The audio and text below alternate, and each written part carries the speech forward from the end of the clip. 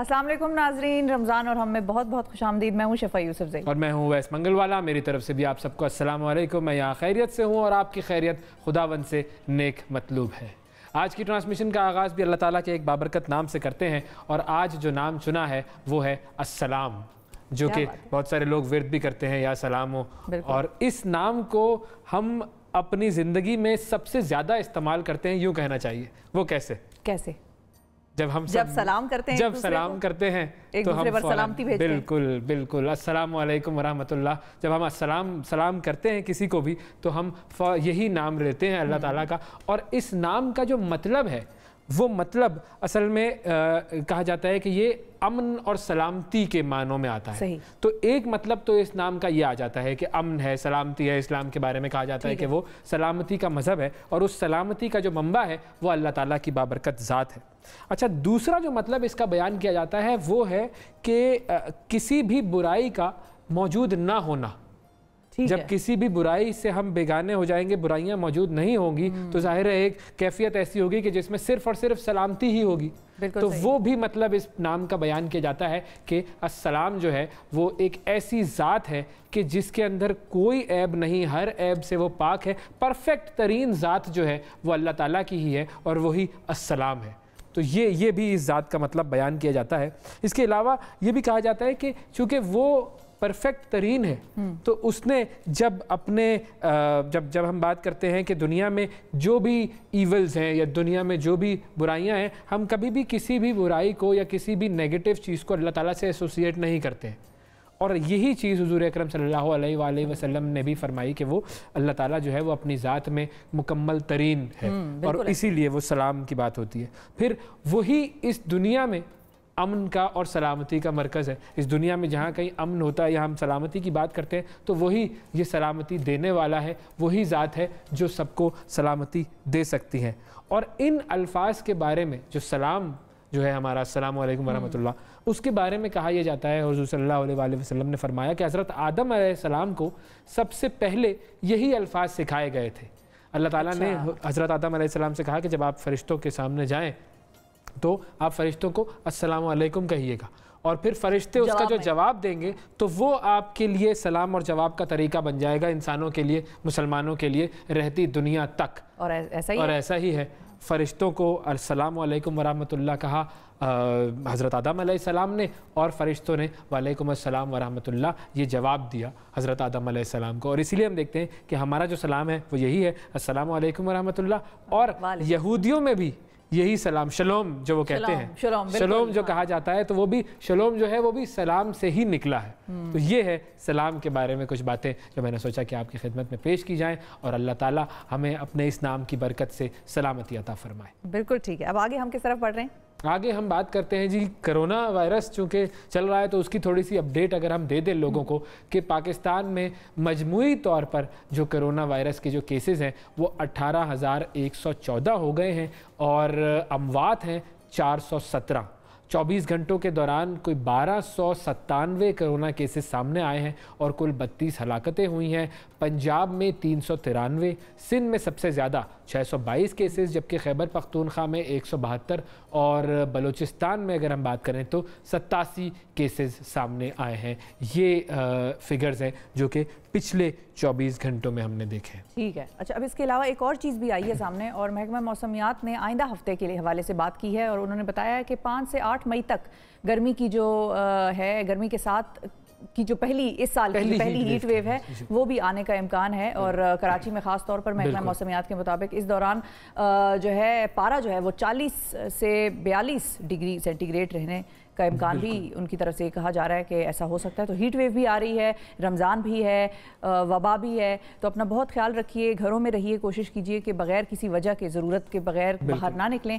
और एक चीज़ और है जिस पर हम बात करेंगे आज, और मेरा ख्याल है वो किताब का जिक्र कर दें। बिल्कुल, किताब बता देते हैं। मैं पहले तो ये दुआ करना चाह रहा था कि अल्लाह ताला जो है वो हमें इस कोरोना वायरस से भी और ये जो हीट वेव आने वाली है, क्योंकि हीट वेव का मुझे याद है कि जब ये आई थी लास्ट टाइम भी और उससे पिछली मरतबा भी उससे भी बहुत अमवात हुई थी कराची में ख़ास तौर पर। तो अल्लाह ताला जो है वो हमें इन तमाम वबाओं से, इन तमाम आफतों से सलामती अता फरमाए। अब पहले चलते हैं हम मुल्क की तरफ, अच्छा, जरा घूम कर आते हैं, ठीक है, जरा चक्कर लगा कर आते हैं, दुनिया की ज़रा सैर कर लेते हैं।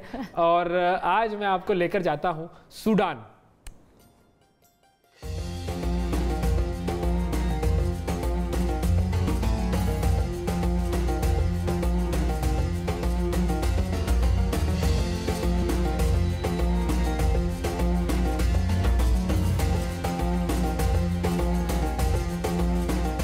बुहेरा अहमर के साहिल पर वाक़े अफ्रीकी मुल्क सूडान सहराए आज़म सहारा और दरियाए नील की वादी पर मुश्तमिल है।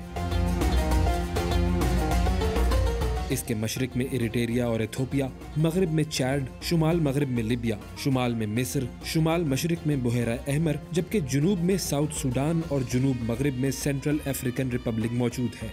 सूडान का कुल रकबा 18,86,068 मुरब्बा किलोमीटर है और आबादी 4,38,50,000 नफूस पर मुश्तमिल है। सूडान की 97% आबादी मुस्लिम है और इसीलिए यहाँ इस्लामी शरिया कवानीन नाफिज हैं। सूडान के ज़्यादातर शहरी अरबियुन नस्ल हैं जो अरब से हिजरत करके यहाँ आए हुए हैं। कुछ कबाइल जैसे नूबिया बुनियादी तौर पर इस सरजमीन के हैं जिनकी तारीख मिस्र की तारीख जितनी पुरानी है। न्यूबन्स ने ज़माना क़बल अज़ मसीह में मिस्र पर हुकूमत की। मिस्र पर हुकूमत करने वाले न्यूबन्स को ब्लैक फ़ैरोज़ कहा जाता है। उन्होंने सहराए आज़म सहारा में दरियाए नील के साहिल पर अपनी सल्तनत कुश कायम की, जिसके बादशाह पाई ने 744 क़बल अज़ मसीह में मिस्र पर फतह हासिल करके उसे अपनी सल्तनत में शामिल किया। बादशाह पाई का अहराम सूडान के शहर इलकुरू में मौजूद है। इसके अलावा और कई दूसरे अहराम सूडान में मौजूद हैं, मगर छोटे होने की वजह से ज़्यादा अहमियत के हामिल नहीं।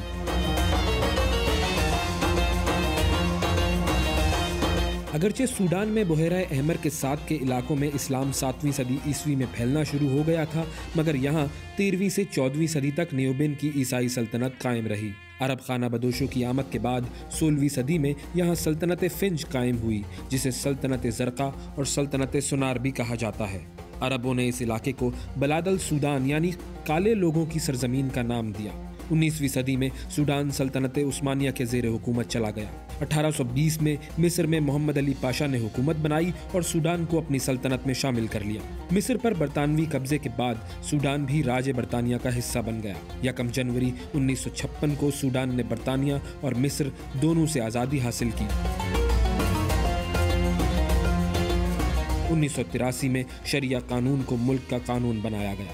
आज़ादी के बाद सूडान में सालों पर मुहित सिविल जंगें लड़ी गईं, जिसके नतीजे में 2011 में सूडान तकसीम हो गया और जनूबी सूडान वजूद में आया।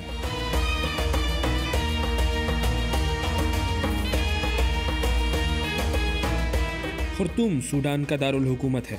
दरियाए नील के 2 बड़े मंबे वाइट नाइल और ब्लू नाइल खुर्तूम में एक दूसरे से मिलकर दरियाए नील बनाते हैं। सूडान का दारफूर का इलाका मसहफ भी कहलाता है।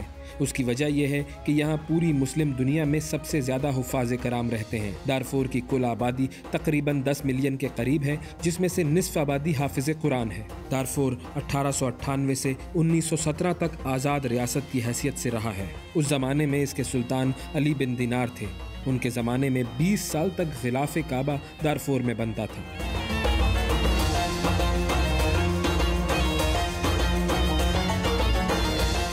सूडान में मिस्र से ज़्यादा अहराम हैं। अहराम मिस्र की तादाद 130, जबकि सूडान में अहराम की तादाद 200 से ज़ायद है।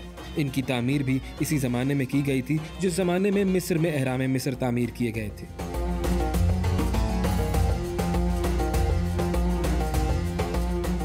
सूडान दुनिया में सबसे ज़्यादा गम पैदा करने वाला मुल्क है। ये गम एक ख़ास किस्म के दरख्त से हासिल की जाती है जो पेंट, ग्लू के अलावा खुराक में भी इस्तेमाल होता है।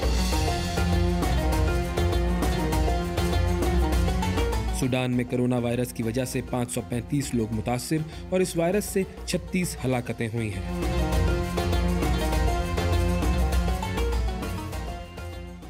सूडान का चक्कर तो इंटरेस्टिंग था, बिल्कुल। लेकिन अब यहाँ पर हमें जाना है एक छोटी सी ब्रेक पर। लेकिन ब्रेक पे जाने से पहले मैं यहाँ अनाउंसमेंट एक कर दूँ, ताकि जितने लोग अपने काम शाम मुकाने के लिए इस वक्त टीवी के आगे से उठने लगे हैं वो टीवी के वापस आकर सामने बैठ जाएं, क्योंकि पाकिस्तान की मारूफ अदाकारा लैला ज़ुबैरी साहिबा हमारे साथ होंगी ब्रेक के बाद। उनसे गपशप लगाएंगे, बात करेंगे, जानेंगे उनका रमज़ान कैसा गुजरता है, लेकिन ब्रेक के बाद।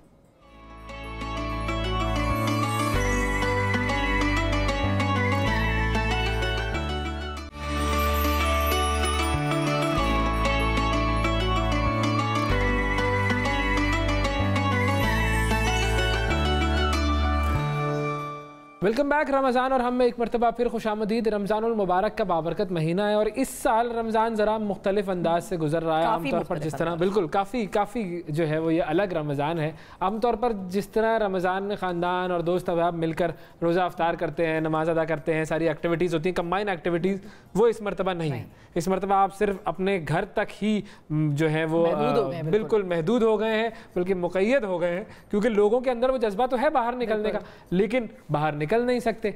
अच्छा, अब अदाकारा लैला ज़ुबैरी साहिबा हमारे साथ आज ख़ास तौर पर मौजूद हैं और उनसे हम जानेंगे कि वो इस मरतबा ये जो अलग रमज़ान है वो कैसे गुजार रही हैं। अस्सलाम वालेकुम लैला ज़ुबैरी साहिबा, रमज़ान मुबारक हो आपको। वालेकुम सलाम, आपको भी और तमाम देखने वालों को बहुत रमज़ान मुबारक।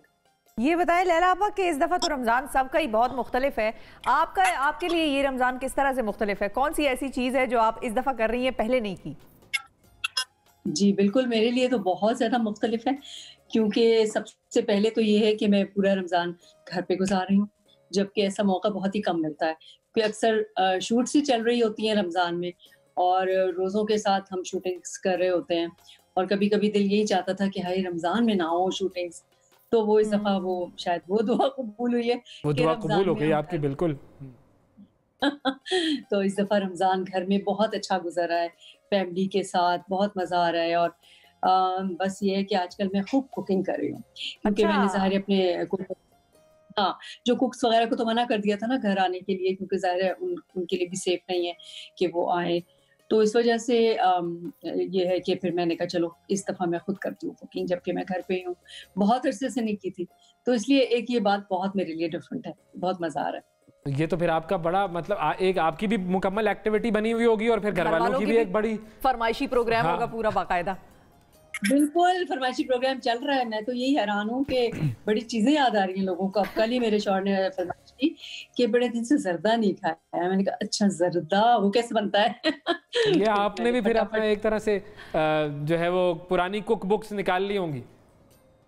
बिल्कुल, मैंने पुरानी कुक बुक्स निकाली। मैं गूगल जो है गूगल पे सर्च किया फौरन और उसमें जर्दे की रेसिपी मिल गई, फटाफट जर्दा बनाया और हस्बैंड साहब भी इम्प्रेस हो गए कि भाई वाह तुमने बड़ा अच्छा जर्दा बना लिया। पर पहली दफा बनाया मैंने, मगर अच्छा बन गया। जिंदगी में पहली मर्तबा बनाया? जिंदगी में पहली मर्तबा। क्या बात है, तो मार्कतुल आरा काम हो गया ये तो। हाँ, बहुत से ऐसे काम कर रही हूँ आजकल जो पहले नहीं किए थे। सही। तो ज़ाहिर है जो इंडस्ट्री है इसमें तो काम तो इस वक्त नहीं हो रहा है, तो उसकी वजह से ज़ाहिर है बहुत ज़्यादा ऐसे अदाकार हैं जो कि जिनको रोज़गार अभी नहीं मिल रहा होगा। कुछ ऐसे अदाकार हैं जो कि लो प्रोफाइल होते हैं और काम उनको जो है वो कम मिल रहा होता है। उनके हवाले से क्या कहेंगी, कितना उनसे कांटेक्ट है और उनके लिए कुछ हो रहा है काम?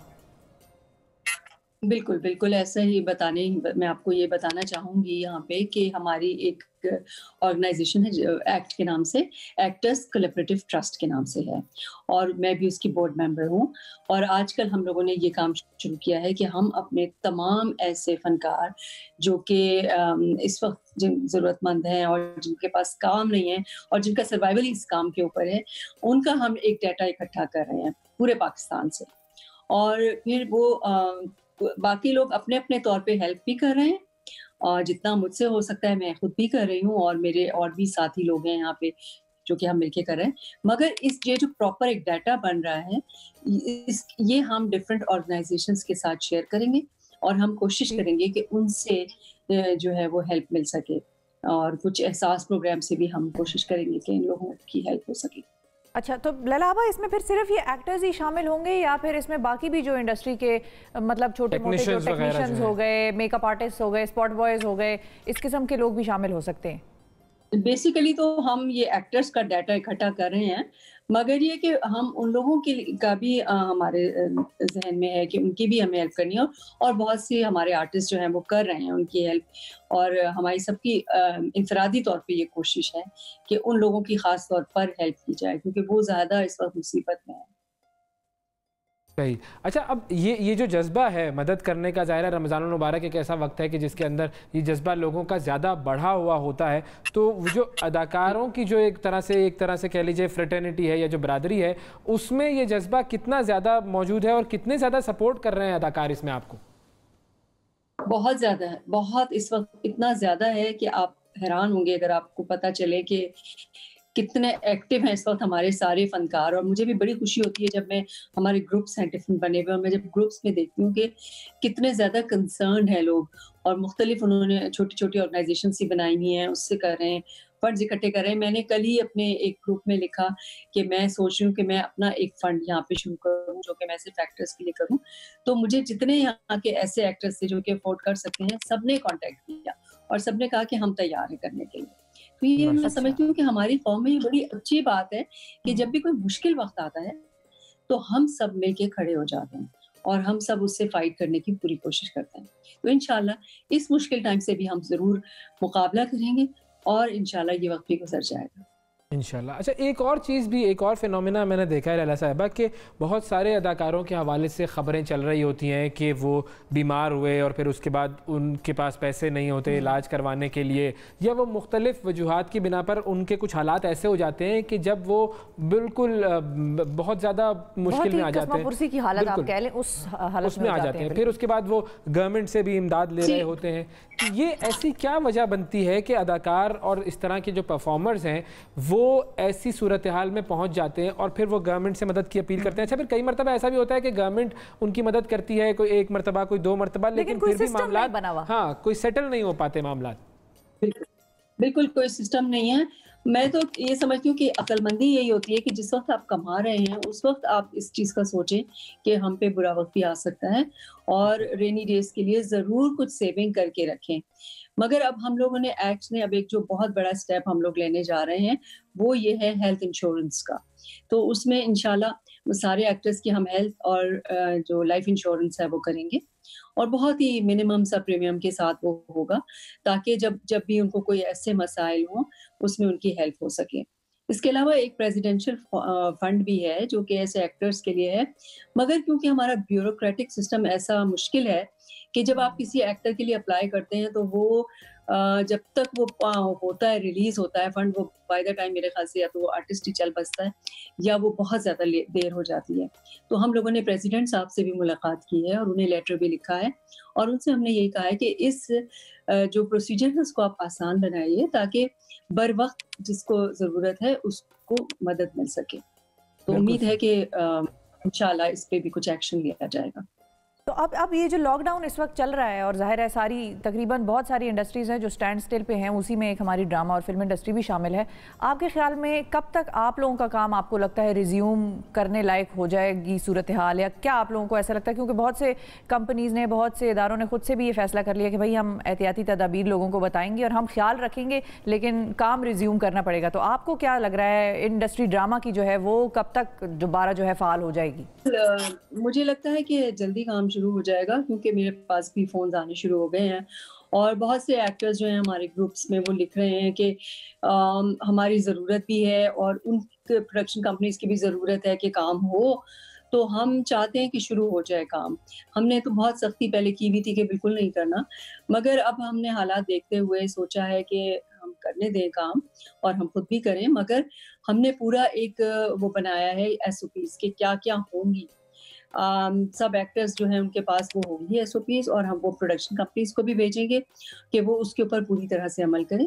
अगर किसी भी एक्टर को फील होगा कि SOPs फुलफिल नहीं हो रही तो उसको ये होगा कि वो चाहे तो ना करे काम, मगर ये हमारी मेरे ख्याल से प्रोडक्शन की जिम्मेदारी है कि वो तमाम SOPs पे अमल करे, तभी ये काम हो सकेगा। क्योंकि वाकई ये काम ज्यादा अरसे तो बंद करके हम बैठ नहीं सकते क्योंकि बहुत से ऐसे प्लेस हैं जो कि ऑन एयर हैं, उनकी भी रिकॉर्डिंग्स चल रही हैं, मतलब अभी चल रही हैं, बिल्कुल उनकी आधी एपिसोड्स रहती हैं। आधी रह गई हैं, तो वो होना ज़रूरी है। तो मुझे लगता है कि जल्द हमारे शुरू होने वाला है काम, मगर ये कि एसओपीज़ को फ़ॉलो करना बहुत ज़रूरी है। बिल्कुल ठीक है, बहुत शुक्रिया लैला ज़ुबैरी साहिबा, वक्त दिया आपने। और हमारी दुआ ये है कि काम जो है वो दोबारा शुरू हो और दोबारा से रवा दवा हो, इंडस्ट्री काम होगा तो बहुत सारे लोगों का ज़ाहिर है रोज़गार इसके साथ मुंसलिक है, तो सब लोग दोबारा से अपने काम पर आएंगे और सारी जो ज़िंदगी की गाड़ी है वो दोबारा चलना शुरू होगी। एक छोटा सा ब्रेक लेते हैं, ब्रेक के बाद दोबारा हाजिर होते हैं।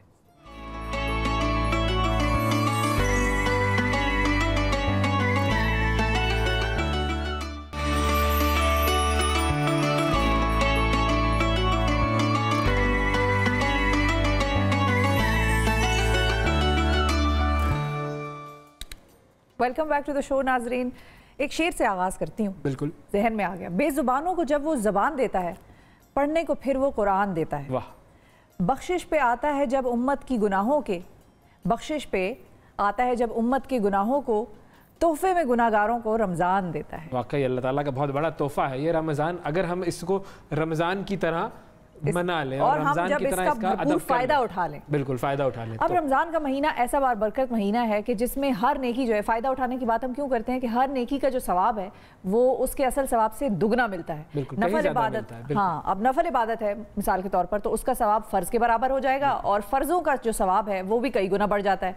तो रमज़ान में सदका और खैरात की क्या अहमियत है, इसका अंदाज़ा आप इस हदीस पाक से लगा सकते हैं नाजरीन, के जिसमें हज़रत अनस बिन मालिक रज़ी अल्लाह तआला अन्हु ने बयान किया है कि हुज़ूर अकरम सल्लल्लाहु अलैहि वसल्लम से पूछा गया कि कौन सा सदका जो है वो अफजल है, तो आप सल्लल्लाहु अलैहि वसल्लम ने फरमाया कि रमज़ान में सदका करना अफजल है। अच्छा, अब इसका मतलब ये नहीं है कि सिर्फ रमज़ान में ही सदका किया जाए, क्योंकि बहुत सारे लोग इस हवाले से फिर कहते हैं कि हम बाकी महीनों में सदका नहीं करते, रमज़ान में करते हैं क्योंकि सवाब ज़्यादा मिल रहा होता है। लेकिन जो बात हुजूर अकरम सल्लल्लाहु अलैहि वसल्लम ने कही वो ये भी है कि अपने जो ज़रूरतमंद भाई की मदद करना वो बहुत ज़्यादा अफजल है। उसे कहीं जगह एतकाफ़ से भी अफजल करार दिया गया, इबादतों से अफजल करार दिया गया, क्योंकि आप अपने ज़रूरतमंद भाई की मदद कर रहे हैं। और वो मदद सिर्फ ज़ाहिर रमज़ान में नहीं होती, वो पूरा साल किसी वक्त भी किसी भी वक्त जब आपका कोई भाई कोई साइल आपके सामने आए, मदद की दरख्वास्त करे तो उसकी मदद करनी है। रमज़ान में यह है कि अल्लाह ताला की ख़ास करम होता है, तो इसीलिए ज़्यादा इसकी जो एक फजीलत ज़्यादा हो गई और इसकी जो हैसियत है वो ज़्यादा बढ़ जाती है। अच्छा, अगर हम पाकिस्तानी कौम की बात करें तो दुनिया में सबसे ज़्यादा सदका और खैरात करने वाली कौमों में पाकिस्तानी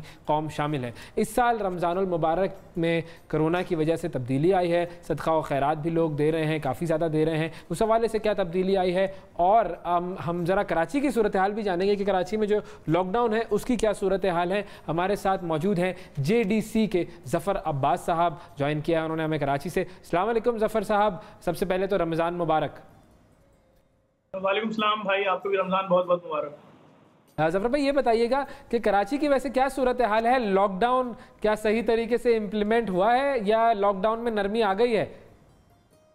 लॉकडाउन की इम्प्लीमेंट में चाहे नरमी हो चाहे सख्ती हो, काम तो बंद है सारा। लोग बेचारे अपने घरों पर बैठे हुए हैं और बहुत मुश्किल सूरत हाल से उनको दरपेश है इस वक्त। जो लोग बेचारे कमाते थे उसके बाद उनके घरों में दिहाड़ीदार तबका और उनके घरों में खाना पीना इन सब चीज़ों में कोई मुश्किलात नहीं थी, आज वो बहुत मुश्किल का शिकार हैं। उनके लिए सहरी और अफ्तारी अपने बच्चों के लिए अरेंज करना बहुत मुश्किल है इस वक्त और बहुत ही कठिन सूरत हाल चल रही है। हम तो कोशिश कर रहे हैं कि हमने अपने अफ्तारी के मराकिज़ बढ़ा दिए हैं, बहुत ज़्यादा सहरी के मराकिज़ बढ़ा दिए हैं कि ज़्यादा से ज़्यादा इलाकों में डोर टू डोर हमारी तरफ से सहरी अफ्तारी पहुंचे। राशन की पिछली मरतबा की तरह मुझे याद है, पिछली मरतबा में आया था कराची तो आपकी जो अफ्तारी थी नुमाइश चौरंगी पर, वहाँ मैं गया भी था और बहुत एक रश था लोगों का। इस मरतबा तो ज़ाहिर है वो इंतज़ाम नहीं होगा। इस मरतबा क्या क्या काम कर रहे हैं आप लोग? देखिए, इस मरतबा हम लोग जो काम कर रहे हैं हम लोगों के घरों पर पहुंचा रहे हैं, चाहे हमारा नुमाइश वाला सेटअप हो, दस्तरखान चाहे जौहर वाला हो। इस वक्त जिस तरह सक्खर का कोरोना आइसोलेशन सेंटर का खाना हमारे पास है, इसी तरह जो अच्छा ये कनेक्शन का मसला हो जाता है, ऐसी प्रॉब्लम आएगी। और हम इनसे अच्छा ये भी पूछेंगे कि वो जो एहसास ज़ाहिर है पूरी फेडरल गवर्नमेंट और ये सब एहसास का भी काम कर रहे हैं, तो वो भी इनसे हम पूछेंगे बाद में कि वो कहाँ तक फ़ाल तरीके से लोगों तक पैसा पहुँच रहा है, क्योंकि ये ऑन ग्राउंड है, इनको सारी सिचुएशन का पता है। जी ज़फ़र साहब, राब्ता ज़रा मुनक़ता हो गया था, आप अपने काम के हवाले से बता रहे थे। जी बिल्कुल, इस वक्त हम यहाँ पर कराची में जौहर चौरंगी, नुमाइश चौरंगी, एक्सपो सेंटर में जो कोरोना के मरीज हैं उनके लिए नाश्ता खाना, रात का खाना, और जो मरीज रोजा रखते हैं उनकी सहरी अफ्तारी। इसी तरह सक्खर कोरोना सेंटर, वहां पर सारे इंतजामात, और कराची समेत पूरे पाकिस्तान में राशन की डिस्ट्रीब्यूशन बहुत बड़े पैमाने पे हमने जारी रखी हुई है बिला तफरीक़े रंग व नस्ल। मैं इस वक्त भी जो आपसे बात कर रहा हूँ, मैं इस वक्त मलीर में मौजूद हूँ और आज यहाँ पर 10,000 लोगों के लिए उनके घरों पर अफ्तारी पहुंचाई जा रही है और उसके साथ खाना पहुंचाया जा रहा है। खाने में हमने यहाँ देसी मुर्ग की बिरयानी रखी है और चिकन टिक्का रखा है। हम कोशिश कर रहे हैं कि वो लोग जो कल तक पिछले सालों में अपने बच्चों को बेहतरीन सहरी अफ्तारी कराते थे और दिहाड़ीदार तबका इस वक्त उनके दस्तरखान खाली हैं, तो हम वो तमाम चीजें उनको कोल्ड ड्रिंक के कैन भी दे रहे हैं, हम उनको यहाँ से फल फ्रूट भी दे रहे हैं, सहरी के लिए फेनी भी दे रहे हैं, हम यहाँ पर उनके लिए बेहतरीन किस्म के टिक्के और तमाम चीजें बना रहे हैं और तकरीबन 10,000 घरों को आज कवर करेंगे। आंसू कोट है, इसके अंदर मलीर बकरा है, बकरा पीढ़ी है, इन तमाम इलाकों को डोर टू डोर कवर कर रहे हैं और ये तमाम चीजें हमारे पेज पे इस वक्त भी लाइव आ रही हैं। आप लोगों को अल्लाह ताला इसका यकीनन बहुत अजर देगा। ये तो किसी भूखे को खाना खिलाना तो बहुत ही ज़्यादा सवाब का काम है। अच्छा ज़फर भाई, ये बताइएगा कि जो लोग डोनेशंस दे रहे हैं उनका इस वक्त क्या जज्बा है, इसमें कोई इजाफा हुआ है या आपको इस मरतबा डोनेशंस में कुछ कमी महसूस हुई है? क्योंकि मुझे तो ये लगता है ज़ाहिर है हमारी जो कौम है वो सबसे ज़्यादा डोनेशन देने वालों में शामिल है, तो कमी तो नहीं आई होगी। आप बताइए आपका एक्सपीरियंस क्या रहा है? देखिए, जो बड़े कारोबारी लोग थे वो तो इसलिए डोनेशन नहीं देंगे, उनके सबके कारोबार तकरीबन तबाह हो गए। किसी के माल बाहर जाके फंस गया, पूरी दुनिया बंद है, तो किसी के यहाँ वेयर हाउसों में तैयार माल बना हुआ है और खराब हो रहा है, सड़ रहा है, फेंकने वाला हो रहा है, फैशन आउट हो रहा है। लेकिन जो मिडिल क्लास और लोअर मिडिल क्लास थी, जो असल मुसीबत झेल रही है, वही डोनेशन भी दे रही है। आप यकीन जानिए, इतने बड़े पैमाने पर ऑपरेशन चलाना और उससे बड़ी बात हमें दे ना दे, ये जो लोग घरों से बाहर नहीं आ रहे, इसकी एक बहुत बड़ी वजह यह है कि पाकिस्तानी कौम जहां अपने घर के लिए राशन लेकर आ रही है, वहीं 2 राशन अपने पाकिस्तानी उन भाइयों के लिए जिनके घरों में रोटी नहीं है, जिनके घरों में आटे के डब्बे खाली हैं, जिनके घरों में दालों के कनस्तर खाली हैं, जिनके तेल की शीशियां खाली हैं, उनके घरों में पहुंचा रहे हैं। इस वक्त बहुत ज्यादा परेशान कुन ये सूरत हाल है कि कोई भी फैमिली का सरबराह, खानदान का सरबराह अपने बच्चों को फेस नहीं कर पा रहा। रमजान का महीना है हमारा मुकद्दस। जफर साहब, ये बताएं कि ये जो गवर्नमेंट की तरफ से जो एहसास के वो जो 12,000 रुपए हैं वो ज़ाहिर पूरे पाकिस्तान में जा रहे हैं, सिंध में क्या सूरत हाल है? अगर कराची की, आप क्योंकि ऑन ग्राउंड मौजूद हैं, आपसे पूछ इसलिए रही हूँ क्योंकि ये सारी चीज़ें आप वहाँ पर बराह रास्त खुद देख रहे हैं, क्योंकि ग्राउंड पे आप मौजूद हैं, तो इसलिए मैं पूछ रही हूँ क्या वो पैसे लोगों को आराम से मिल रहे हैं या वहाँ पर भी कोई दुश्वारी हो रही है उनको? कराची में तो मेरे इल्म में नहीं है कहाँ बढ़ रहे हैं और क्या सिलसिला है। हाँ, अलबत्ता मैं आपसे 6-8 दिन पहले थर में था, तो मैंने थर में देखा था वहां पर लोगों को वो पैसा रश लगा हुआ था, वहां पर मिल रहा था लोगों को पैसा वो। लेकिन कराची में मैंने अब तक कहीं नहीं देखा, ना मैंने सुना कराची में कहीं लोगों को ये पैसा मिल रहा है और क्या तरीक़ेकार है ये भी मुझे नहीं मालूम। ठीक है, ठीक है। अच्छा, ये भी मुझे बताइएगा कि आपके साथ जो वॉलंटियर्स हैं वो मैंने देखा था कि बहुत ज़्यादा काम करने वाले हैं। अब ज़ाहिर है कोरोना की वजह से बहुत सारे लोग बाहर नहीं निकलते हैं, तो उसकी क्या पोजीशन है? देखिए, इस वक्त हमारे साथ जो पेड स्टाफ हमारे पास काम कर रहा है राशन पैकिंग में, तो 750 दिहाड़ीदार मजदूर है जिनकी एक दिन की तनख्वाही खाली हमें 7.5 लाख रुपए देनी होती है। फिर फूड पांडा के राइडर्स जो हैं वो बहुत बड़ी तादाद में राशन घर घर पहुंचा रहे हैं, उनमें पर राइडर एक दिन के 750 रुपए वो भी हमें देने होते हैं। इसके अलावा जो हमारे पास वॉलंटियर्स है, इस वक्त मैं जहां मलीर में काम कर रहा हूँ, मेरे पास दी हाशमियंस के वॉलंटियर्स हैं, मेरी एम्बुलेंसेज हैं उसके अंदर जेडीसी की, उसके अलावा हमारे पास यहाँ फूड पांडा के राइडर्स हैं, उसके अलावा रेंटे राइड की गाड़ियां हैं। तकरीबन 450 लोग इस पूरे प्रोसेस में लगेंगे, तो 10 से 12,000 लोगों के घरों पर ये बेहतरीन किस्म की अफ्तारी, खाना और सहरी का सामान आज यहाँ इस इलाके में भी डिस्ट्रीब्यूट किया जाएगा। इसी तरह गुलिस्तान जौहर में भी डिस्ट्रीब्यूशन जारी है, इसी तरह नुमाइश चौरंगी में जारी है और इसी तरीके से एक्सपो सेंटर के अंदर बेहतरीन किस्म का किचन लगा हुआ है मरीजों के लिए, उनकी पसंद के खाने बनाए जा रहे हैं। और सक्खर आइसोलेशन सेंटर में भी ऐसे ही जारी है और आज से जो पेशावर में एक्टिविटी शुरू हुई है वो भी हमने अपने पेज पे लोड करना शुरू कर दी है। अच्छा, लोगों का क्या सूरत हाल है? लोग क्या एहतियात कर रहे हैं? एहतियाती तदाबीर जो कही गई हैं हुकूमत की जानिब से? लोगों के दिमाग में सिर्फ एक चीज है कि उनके बच्चे आज भी भूखे सोएंगे, उनके बच्चे कल भी भूखे सोए थे, उनके बच्चे क्या आने वाले दिनों में भी भूखे सोएंगे। लोग इस परेशानी में, उनको और कुछ नहीं मालूम, उनको नहीं मालूम ग्लव्स किसे बोलते हैं, उनको नहीं मालूम मास्क किसे कहते हैं, उनको नहीं मालूम सोशल डिस्टेंस किसे बोलते हैं, ना वो जानना चाहते हैं, वो बिल्कुल भी नहीं जानना चाहते। वो कह रहे हैं मेरे घर का चूल्हा बंद पड़ा हुआ है 3 दिनों से, वो बोल रहे हैं मेरे घर के बच्चे भूखे हैं, वो कह रहे हैं मेरे बच्चे अपनी नानी के घर में जाके खाना खा रहे हैं। वो लोग इस डिप्रेशन में। मैं तो हुक्मरानों से बस इस हवाले से आपका इदारा कुछ कर रहा है, उनको जाहिर है रोजगार और उनका जो है वो इस वक्त नहीं है, उन्हें खाना फराहम कर रहे हैं। जाहिर है रिस्की रोजी की ज़रूरत होती है, सबको पेट भरना सबके लिए ज़रूरी होता है, लेकिन जाहिरी बात है बीमारी से बचने के लिए हिफाजती जो इकदाम हैं वो भी ज़रूरी है। तो इस हवाले से आप कुछ कर रहे हैं? देखिए, हमने तो जिस वक्त कोरोना की पहली खबर आई थी पाकिस्तान में 2.5 लाख मास्क बांटे थे, मतलब जिस वक्त दुनिया ढूंढ रही थी उस वक्त हम बांट रहे थे। लेकिन जो इस वक्त की मुसीबत है वो मैं आपको बता रहा हूँ, लोग बहुत परेशान हैं। देखिए, 7-8 रोजे गुजर गए, जिन लोगों के घरों पे दस्तरखान में खजूर से लेकर पकोड़े, समोसे, फल फ्रूट, चाट, हर चीज होती थी, आज उनके दस्तरखान बिछ ही नहीं रहे। अच्छा, तो फिर ज़फर साहब, जिसका जब दिल चाहे घर में आके कोने पे बैठ जाओ, जो हो खा लेना, चुपचाप नहीं हो। क्योंकि आप क्योंकि ये सदकात और खैरात का काम करते हैं, लोगों से डोनेशंस भी लेते हैं, आपसे ये मैं पूछ रही हूँ कि बहुत से लोग ऐसे हैं जो साहिब इस्तिताअत हैं, साहिब हैसियत हैं और उनके पास कैश है या नकद है या जो भी है वो डोनेट करना चाहते हैं, लेकिन उनको समझ में नहीं आता कि वो कहाँ जाएं, किसके पास जाएं। कुछ लोग हैं जो शहरों से दूर हैं, ये ऑर्गेनाइजेशन जितनी काम कर रही हैं वो शहरों में कर रही हैं, तो बेहतरीन तरीका क्या होगा? अगर मेरे पास पैसे पड़े हैं तो मैं जाकर क्या करूँ उस पैसे का, अगर मैं डोनेट करना चाहती हूँ, किसी की मदद करना चाहती हूँ तो? कुछ भी नहीं करें। अगर आप खुद नहीं बांट सकते, बहुत बड़े बड़े इदारे पाकिस्तान में मौजूद हैं। ईदी वेलफेयर फाउंडेशन मौजूद है, फैसल ईदी साहब लीड कर रहे हैं, उनसे मिल लें, जाकर जेडीसी से मिल लें, जेडीसी का पेज देख लें, जेडीसी वेलफेयर फाउंडेशन के नाम से फेसबुक पे है, जेडीसी के फोन नंबर है 0213634159, उस पर राब्ता कर लें। फेसबुक पे, गूगल पे जेडीसी वेलफेयर फाउंडेशन लिखे, सब सामने आ जाएगा। नहीं तो अपने किसी रिश्तेदार को भेज दें, फाउंडेशंस को दे दे, जो बिल्कुल लोगों तक पहुंचाएं किसी भी तरीके से। सही। अच्छा, ऑन ग्राउंड आप लोग जिन जिन इलाकों में काम कर रहे हैं, आपको क्या लगता है कि जब आप जाते हैं उन इलाकों में तो क्या हुकूमती इमदाद, क्योंकि ज़ाहिर है बहुत सारे दावे हुकूमत की तरफ से किए जा रहे हैं, हम अभी एहसास प्रोग्राम की बात नहीं कर रहे, वो जो 12,000 रुपए थे, लेकिन बहुत सारे सिंध हुकूमत के बहुत सारे ऐसे दावे थे कि हमने कई घरों को हमने खाना ऐसे दे दिया कि पता नहीं चला और लाखों घरों को जो है वो उन्होंने राशन फराहम किया। उस हवाले से आपके सामने क्या स्टेटिस्टिक्स हैं? कोई इस तरह का काम सही तरीके से हुआ है?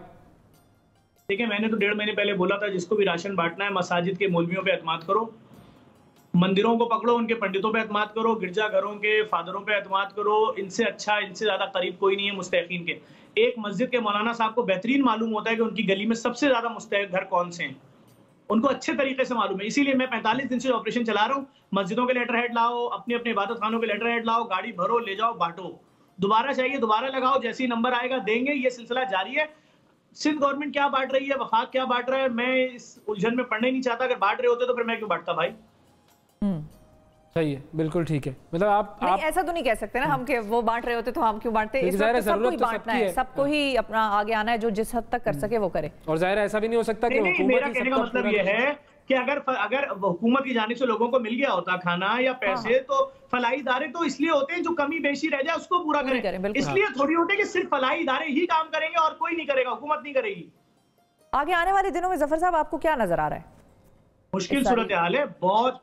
मैं तो बार बार बोल रहा हूँ कि फौरन से पहले लोगों तक उनकी इमदाद पहुंचाओ, किसी भी जरिए से पहुंचाए हुकूमत। लोग बहुत साथ दे रहे हैं, पाकिस्तानी अवाम। सलाम है भाई कि आप खाली पेट भी हैं और हर बात मान रहे हैं, और उन लोगों को भी सलाम है जो इनके घरों पे किसी भी तरीके से अपने पुरानी मोहल्लों में अपने रिश्तेदारों के घरों पे पहुंचा रहे हैं खाना पीना। उन तमाम पाकिस्तानी अवाम को भी सलाम है। बहुत शुक्रिया जफर अब्बास साहब हमारे साथ मौजूद थे कराची से, जेडीसी फाउंडेशन के। इन्हें भी सलाम है कि ये काम कर रहे हैं। और अब जो बात इन्होंने की, देखिए सूरत हाल खराब है, ये बात हम सब जानते हैं, लेकिन इस खराब सूरत हाल से निपटने के लिए करना क्या है, ये असल बात मतलब सिर्फ ये सुन लें कि आज के दिन के 18,114 केसेस बिल्कुल, जब हम प्रोग्राम शुरू करे थे। अब अगर बढ़ गए हो तो उसके हवाले से हम कुछ नहीं कह सकते। 18,000 से नंबर ऊपर चला गया। हाँ, अब जब हम ये देख रहे हैं कि लोगों के पास रोजगार नहीं है, लोगों के दस्तरखान पर इस वक्त खाना नहीं है, तो हमें ही आगे बढ़ना है, हुकूमत को भी आगे बढ़ना है, लोगों को भी आगे बढ़ना है। और ये कौम हमेशा से, इस कौम ने बताया है कि ये कौम आगे बढ़ती है, मदद करती है अपने लोगों की, और करेगी, और कर रही भी है, और आगे भी करेगी, ये भी हमें उम्मीद है, पूरा यकीन है। बल्कि यहाँ पर हमें लेनी है नाजरीन एक छोटी सी ब्रेक से जब वापस आते हैं तो दोबारा मिलते हैं।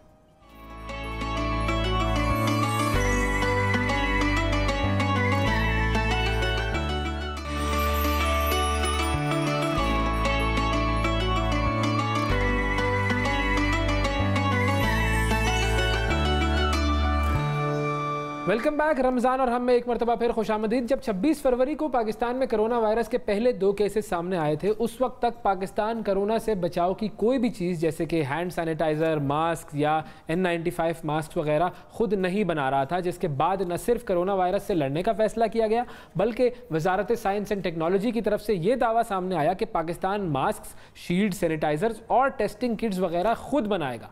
फिर सवाल ये आया कि वजारत साइंस एंड टेक्नोलॉजी ने कोरोना से लड़ने के लिए क्या कोशिशें शुरू की। इस वबा के दौरान जो चीज़ें हम बना सकते थे, क्या हमने बनाना शुरू कर दी? और कोरोना वायरस से लड़ने के लिए वजारत साइंस एंड टेक्नोलॉजी ने हुकूमत को किस किस तरह से मदद फराहम की, और एक जो मेड इन पाकिस्तान का इनिशिएटिव है उसके हवाले से भी जानेंगे। हमारे साथ खास तौर पर मौजूद हैं वज़ीर साइंस एंड टेक्नोलॉजी जनाब फवाद चौधरी साहब। अस्सलाम वालेकुम फवाद चौधरी साहब, सबसे पहले तो रमज़ान मुबारक हो आपको। बहुत शुक्रिया जी, आपको भी। जनाब सबसे पहले ये बताइए कि ये जो मेड इन पाकिस्तान का इनिशिएटिव है, ये इनिशिएटिव कहाँ तक पहुँचा, और जो दावे थे कि हम ये तमाम चीज़ें पाकिस्तान में बनाना शुरू करेंगे, ये सिलसिला कहाँ तक पहुँचा है? ये बिल्कुल जिस तरह से आपने अपने पूरा जो तदाई में बताया कि 26 फरवरी को जब ये कोरोना के पहले पेशेंट्स आए तो उस वक्त सिचुएशन ये थी कि हम खुद एक तो कुछ बना नहीं रहे थे। आपको याद होगा कि 5-6 मार्च तक हमारे यहाँ जो सैनिटाइजर थे वो शॉर्ट हो गए थे और डिसइंफेक्टेंट से लेके कुछ चीज़ हम अपने लिए बना रहे थे। तो ये मार्च के पहले में हमने ये इनिशिएटिव लिया और हमने ये फैसला किया और अपने जो इदारे हैं पहले हमने अपने मिनिस्ट्री के इदारों को इन्वॉल्व, जो डिफेंस के हमारे इदारे हैं डिफेंस प्रोडक्शन के, उनमें हमें जो जुबैदा जलाल साहिबा हैं उन्होंने बहुत आउट ऑफ वे जाके जो है वो हमारी मदद की। तो सबसे पहले तो हमने ये किया कि तो डिसइंफेक्टेंट्स हैं जिसमें सैनिटाइजर्स हैं। अब एक और इसके अलावा भी बड़ी इंपॉर्टेंट चीज़ें मतलब जो आप ऑपरेशन थिएटर्स के अंदर जो डिसइंफेक्टेंट्स होते हैं वो भी पाकिस्तान इंपोर्ट कर रहा था। हमने अब उसके ऊपर इनिशिएटिव शुरू किया, बाद में प्राइवेट कंपनियां हमारे साथ आके मिले, तो with in about a month और सो पोजीशन में है कि हम इनको ना सिर्फ ये कि हमारे लिए काफ़ी है बल्कि हम एक्सपोर्ट भी इसको कर सकते हैं और इंशाल्लाह अगले हफ्ते से इनकी एक्सपोर्ट जो है वो भी अलाउ हो जाएगी। और इसकी वजह ये थी कि जो पाकिस्तान में क्योंकि गन्ना जो है एथेनॉल शुगर से निकलता है, गन्ने से निकलता है और हम मेजर एक्सपोर्टर है एथेनॉल के। तो हो ये रहा था कि पाकिस्तान एथेनॉल एक्सपोर्ट कर रहा था, चाइना उससे सैनिटाइजर्स बना के पूरी दुनिया में भेज रहा था। हमने उसको फिनिश प्रोडक्ट्स में लाए और अब डिसइंफेक्टेंट्स बनाने में हम बिल्कुल खुद तस्वीर हैं और एक्सपोर्ट कर रहे हैं। और मास्क भी हम बना रहे हैं ना, हम मास्क और वेंटिलेटर्स भी बना रहे हैं। उसके बारे में लोग ये कह रहे हैं, कुछ लोग ये कह रहे हैं कि उनको तशवीश है कि क्वालिटी N95 के मास्क की जो है वो शायद उतनी बेहतर ना हो जितनी उन मास्क की है जो हम इंपोर्ट करते हैं। अच्छा, इसी तरह से हो रहा था कि हम लोग कोई अपने मास्क, आई प्रोटेक्टर, शील्ड जो किट्स हैं वो हम खुद नहीं बना रहे थे, तो हमने उसके अभी जो है वो शुरू किया। हमारे पास PCSIR में जो शिफा आपने बात की है ना, एक लेबॉर्ट्री है। उस लेबॉर्ट्री में क्या होता है कि आप फैब्रिक मशीन में डालते हैं और उसके ऊपर पार्टिकल थ्रो किए जाते हैं और जो पार्टिकल्स का फिर उसके हिसाब से उसको ग्रेडिंग की जाती है कि ये 95% जो रोकता है उसको N95 कहते हैं, जो कम रोकता है उसको 85% का वो NK95 हो जाता है, फिर 80% का। तो ये है डिफरेंट जो चाइना। तो हमने N95% अचीव कर लिया है अपनी लेबोरेटरीज में। हमने बिल्कुल अपने जो हमने इस वक्त जो हमने बनाए हैं जो 75,000 अभी पहला खेप बनाई है वो N95 क्वालिटी की है इंशाअल्लाह ताला।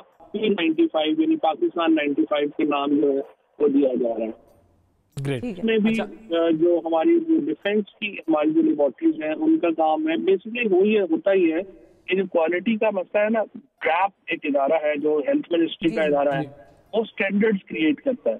और आप जैसे फॉर एग्जांपल अगर जो वेंटिलेटर है हमारे वेंटिलेटर्स में हमें 53 प्रपोजल आई थी, उनमें से 13 प्रपोजल जो है वो शॉर्टलिस्ट हुई और सिर्फ 7 प्रपोजल जो है वो आखिरी मरहले में पहुंच चुकी है लाइसेंसिंग की। और जो हमारा स्टैंडर्ड है इस वक्त वेंटिलेटर का वो एग्जैक्टली वही स्टैंडर्ड है जो यूरोपियन वेंटिलेटर्स का स्टैंडर्ड है। उन्होंने जो इमरजेंसी प्रोविजन लगाई है यूके ने, उन्होंने वेंटिलेटर्स को रिलैक्स कर यूके के स्टैंडर्ड्स को प्रूव नहीं किया, हम यूरोपियन स्टैंडर्ड्स को प्रूव कर रहे हैं। So you can imagine that जो वेंटिलेटर जब हमारा इंशाल्लाह ये जो 3 वेंटिलेटर है वो तकरीबन तमाम टेस्ट क्लियर कर गए हैं, तो वो जब वेंटिलेटर मैन्युफैक्चरिंग स्टेज में आएंगे तो उनकी क्वालिटी हुई होगी जो यूरोप में वेंटिलेटर्स की। इंशाल्लाह जी, बहुत जबरदस्त बात की है। हम चाहेंगे कि वाकई ये काम जल्द से जल्द हो जाए, पहले हमारी जरूरतें पूरी हो और फिर एक्सपोर्ट होने, फिर उससे भी ज़रा मुबादला ही आएगा। बिल्कुल। अच्छा फवाद साहब, एक तरफ तो ये काम चल रहे हैं, डेवलपमेंट चल रही है आपकी मिनिस्ट्री में, लेकिन दूसरी तरफ हम देखते हैं कि अपोजिशन की तनकीद भी बहुत ज़्यादा हो रही है और लॉकडाउन के हवाले से बहुत ज़्यादा तनकीद हुई। अभी भी जो प्रेस कॉन्फ्रेंसेज हुई जिसमें नासिर हुसैन शाह साहब भी थे और सईद गनी साहब भी थे, बिलावल साहब ने भी की प्रेस कॉन्फ्रेंस, वो सब ये कह रहे हैं कि जी मुकम्मल तौर पर वफाकी हुकूमत कन्फ्यूजन का शिकार है। इमरान खान साहब सुबह को कोई बात करते हैं, शाम को कोई बात करते हैं और अपनी कन्फ्यूजन की वजह से वो सही तरीके से परफॉर्म नहीं कर पा रहे हैं। अभी कन्फ्यूजन जो है वो लॉकडाउन के हवाले से भी बहुत ज़्यादा है, उस हवाले से क्या कहेंगे? मुझे लगता है कि जो सिंध हुकूमत जो है वो प्रेशर में है संभाव, और उनके जो तवक्को की शायद वो बरामद नहीं हुए, इसकी वजह से कल से वो अग्रेसिव मोड में है। देखिए, सबसे पहले तो मैं ये समझता हूँ कि हमें पार्लियामेंट का वर्चुअल सेशन जो है वो बुलाना चाहिए और इसके ऊपर पॉलिटिकल जो इनपुट है वो मामलात के ऊपर होनी चाहिए। क्योंकि देखिए, इसमें पहली बात तो यह है कि जो अपोजिशन पार्टी वर्चुअल सेशन की मुखालफत कर रही है उनकी तो मुझे समझ नहीं आती कि शहबाज शरीफ और बिलावल भुट्टो खुद तो लैपटॉप के ऊपर मीटिंग्स करते हैं और पार्लियामेंट में कह रहे हैं कि जी वो साहब को खुद आना चाहिए। हमारे स्पीकर साहब को कोरोना हो चुका है, गवर्नर जो है वो कोरोना का शिकार है, तो आप थोड़ा सा हेल्थ रिस्क तो नहीं ले सकते इनको। और दूसरी बात, हमने ये ऑफर की है कि आप इन स्पीकर साहब को ये कहा है कि अगर जिन लोगों को नहीं आता चलाना, हम कॉन्सर्ट्स में और नस्ट में एक कोर्स पूरा 5 दिन का करवा देते हैं।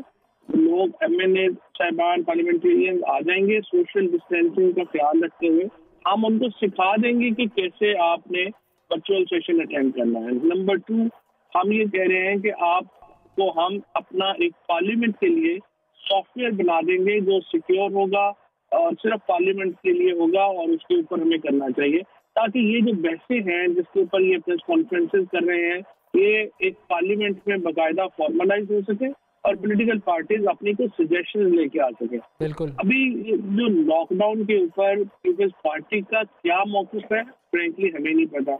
उन्होंने तो सख्त है ना, वो तो कहते हैं सख्त लॉकडाउन होना चाहिए था। आप लोगों का अब आगे क्या तब्दीली लाने का ख्याल है? मतलब आने वाले दिनों में क्या लॉकडाउन में हम मजीद नरमी देखेंगे, खत्म हो जाएगा 9 मई तक का तो कहा है, उसके अलावा क्या आगे एक्सटेंड हो सकता है? अभी क्या स्टांस है हुकूमत का?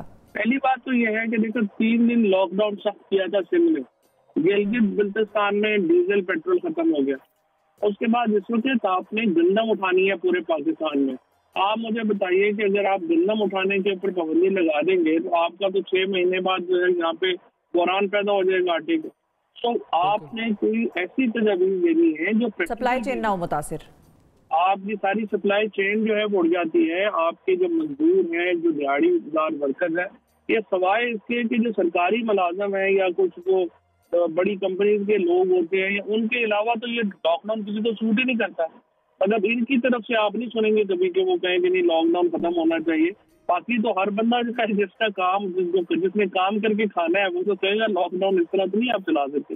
तो बेसिकली ये जो रिसेंट गवर्नमेंट के ज़्यादातर आइडियाज हैं वो प्रैक्टिकल नहीं है, उनके ऊपर कोई सोच नहीं है। सबसे पहले तो उनको ये चाहिए, टॉप के डॉक्टर्स कराची में बैठे हुए हैं, टॉप के इंडस्ट्रियलिस्ट कराची में बैठे हुए हैं, सबको बुलाएं, एक वर्चुअल कॉन्फ्रेंस कराएं, वो कराची चैम्बर ऑफ कॉमर्स की और हेल्थ के लोगों की और जो बाकी लोग हैं मुतल्लिका उनकी, ताकि वो आपस में कंसेंसस क्रिएट करें। लेकिन पहले वो कंसेंसस फेलो गवर्नमेंट से तो क्रिएट हो ना, मतलब पहले वो सिंध और वफाक के आपस के मामला ठीक हो जाए तो फिर ये इस किस्म के सेशंस जो हैं अगले उनकी भी बात सुनेंगे, वरना तो वो उनको ये कहेंगे आप उनके साथ बैठ नहीं रहे, वो आपके साथ बैठ नहीं रहे और हम आपके साथ बैठ जाएं।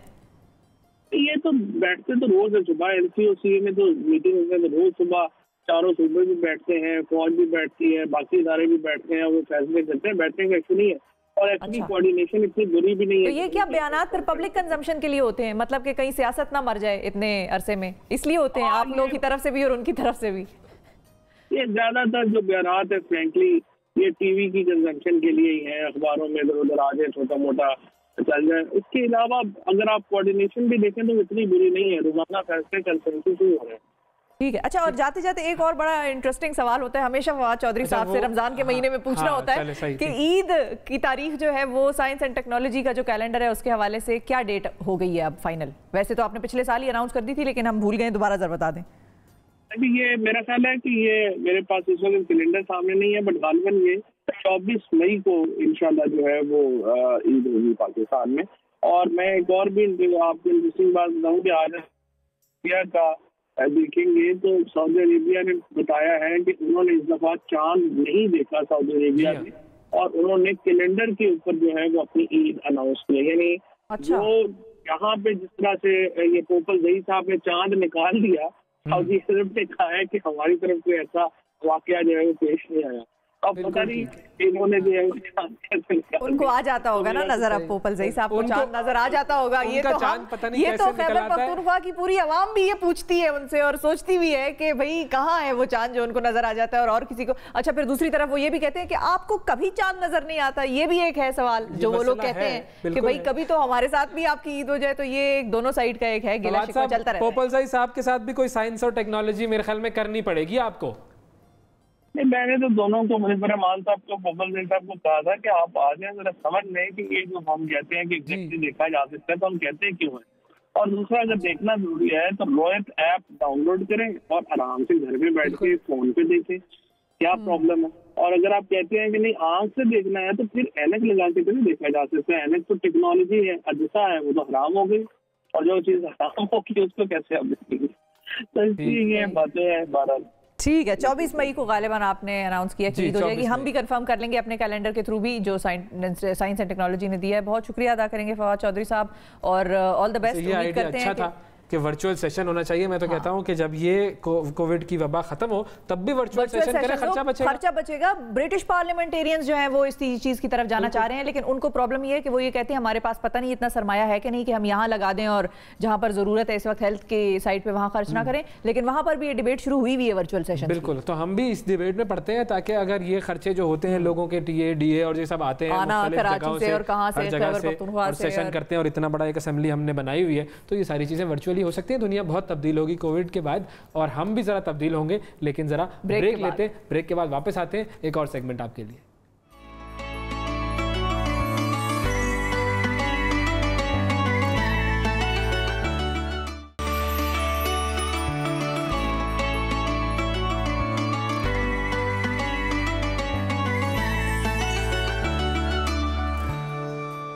Welcome back. रमज़ान और हम में एक मरतबा फिर खुशामदीद। हमें अक्सर नसीहत ये की जाती है बड़े बूढ़ों की तरफ से कि अच्छे मुसलमान बनो, लेकिन अच्छे मुसलमान की तारीफ नहीं बताई जाती और ना ही ये बताया जाता है कि अच्छा मुसलमान बनने के लिए अच्छा इंसान होना कितना ज़रूरी है। अच्छा इंसान और अच्छा मुसलमान, इन दोनों की रिलेशनशिप है क्या, इस हवाले से हम बात करेंगे। हमारे साथ स्कॉलर राजा ज़िया साहब मौजूद हैं। अस्सलाम वालेकुम। वालेकुम सलाम रहमतुल्लाह। कैसे हैं आप? ठीक ठाक? अल्लाह का शुक्र, अल्हम्दुलिल्लाह। अच्छा मुसलमान और अच्छा इंसान, ये दोनों जो हैं, ये दो कोई अलग अलग चीज़ें हैं या ये गारंटी है कि जो अच्छा इंसान होगा वो अच्छा मुसलमान ही होगा, या अच्छा मुसलमान जो होगा वही अच्छा इंसान होगा? हाँ, ये इसकी पहले ज़रा तफरीक थोड़ी सी ज़रा। अगर ज़्यादा टेक्निकल होना चाहते हैं तो अच्छा मुसलमान जिनों में से भी हो सकता है, अच्छा मुसलमान जिन्नात में से भी हो सकता है। हाँ, तो इंसान की फिर कैद क्यों लगाई आपने? ठीक है, तो हम असल में इंसान है ना, तो हम इसीलिए अपने लिए प्रोग्राम कर रहे हैं।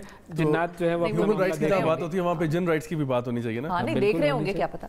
हाँ, देख रहे होंगे, वो तो है, वो तो लाजमी बात है। हम सबके साथ एक होता है, हमारे साथ एक करीन होता है सबके साथ। तो असल में बात यह है कि ये तो खैर हम लोगों ने लाइटर नोट पे बात की है, बट असल में जो मुसलमान की डेफिनेशन है वो हम लोग ये कहते हैं कि वो शख्स जो कि अल्लाह ताला के आगे सबमिट करता है। यानी हम ये कहते हैं कि इस्लाम क्या है, यानी मुसलमान वो है जो इस्लाम पर अमल करता है। इस्लाम क्या है? इस्लाम का मतलब है अल्लाह के आगे सबमिट कर देना, या अगर इसको मैं आसान अंदाज में बयान करूं तो आप कहते हैं कि अपनी ख्वाहिशों को पीछे और अल्लाह की ख्वाहिशात को ऊपर रखना, सही, उसके ताबे हो जाना, उसके ताबे हो जाना।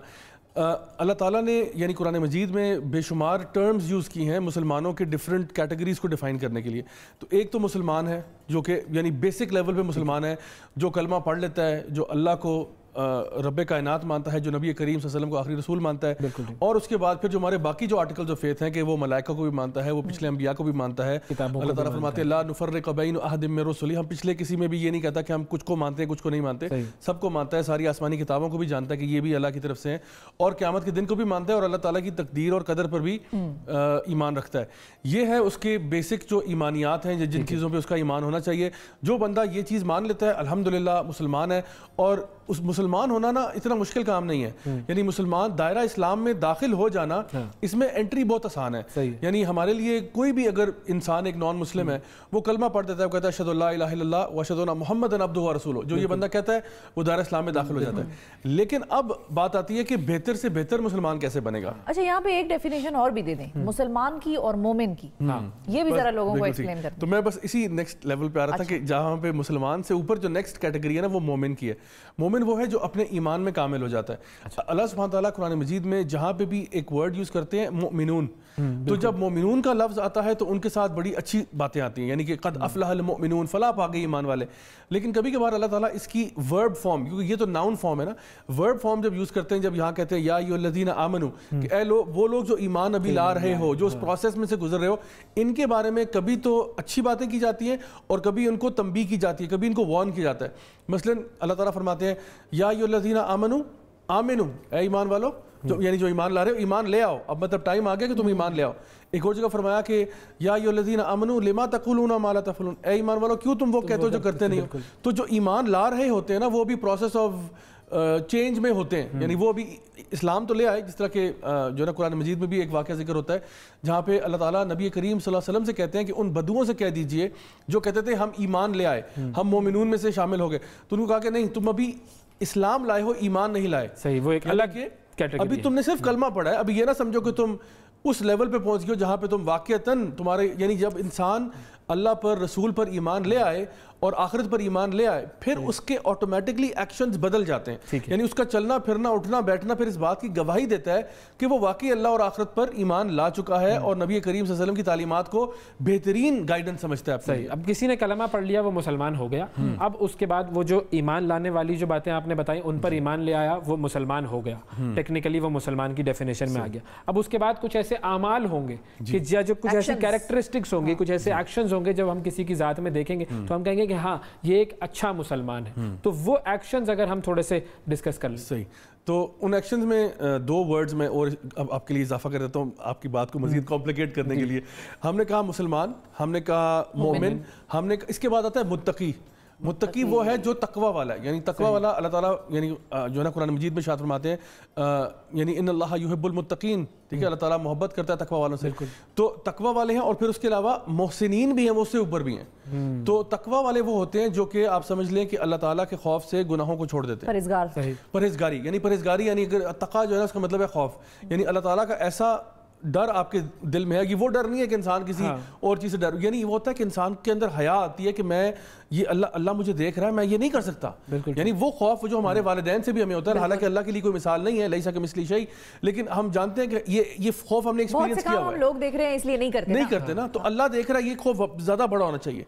तो इंसान जब परहेजगारी शुरू कर दे, और रमज़ान का महीना है ही परहेजगारी का महीना, जहाँ पे आप अपने आप को खाने पीने से रोक लेते हैं, वो चीज़ें जो हलाल हैं, आपके फ्रिज में जो खाने सब पड़े हुए सब हलाल है, लेकिन हम नहीं खाते, क्यों? क्योंकि अल्लाह ने मना किया ना।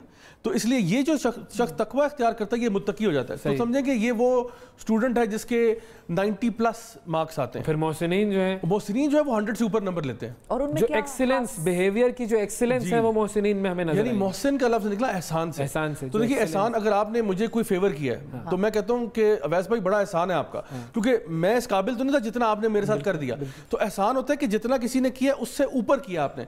तो मोहसिनीन वो हैं जो मैं समझता हूँ वो स्टूडेंट्स होते हैं जो कि यानी कभी कभार टीचर का भी दिल चाहता है कि इनको 100 से ऊपर नंबर दे दे, क्योंकि उन्होंने काम करने के अलावा ना उसमें खुशखती भी की होती है, मार्जिन्स बनाए होते हैं, हेडिंग्स दी होती है, मतलब पूरा वो दिल से जो एक आपकी इनपुट होती है, आपने पूरी एनर्जी लगाई होती है, वो उनकी बिल्कुल। यानी आप नमाज पढ़ें तो आप दिल से पढ़ें, आप दुआ मांगें आप दिल से मांगें, आप सदका खैरात करें ऐसे करें कि राइट हैंड अगर दे रहा है लेफ्ट को पता भी नहीं चला कितना सदका गया है। इसी तरह से आप हर मामले में, यानी सईद आयशा रज़ियल्लाहु अन्हा के बारे में आता है कि जब वो चैरिटी करती थी तो वो चैरिटी में अगर किसी को कोई चीज़ गिफ्ट कर रही है तो उसको रैप करके उसके ऊपर यानी थोड़ा सा इत्र भी लगा देती थी, बड़े अच्छे तरीके से। अब देखिए, अब ये क्या, ये एहसान है, मतलब इत्र, यानी आपने किसी को गिफ्ट देना, गिफ्ट दें, इत्र लगाने का क्यों? क्योंकि जब बंदा उसको वो गिफ्ट रिसीव होना तो वो वाह वाह कर उठे कि अल्लाह अकबर, ये क्या अमेजिंग तरीका गिफ्ट देने का। जो बेस्ट लेवल है किसी काम को परफॉर्म करने का, एक्सीलेंस का जो लेवल है, वो मोहसिनीन की। मैं आपको इसमें एक और मिसाल देता हूँ। देखिए, हम लोग अक्सर औकात गरीबों को खाना खिलाने की बात करते हैं।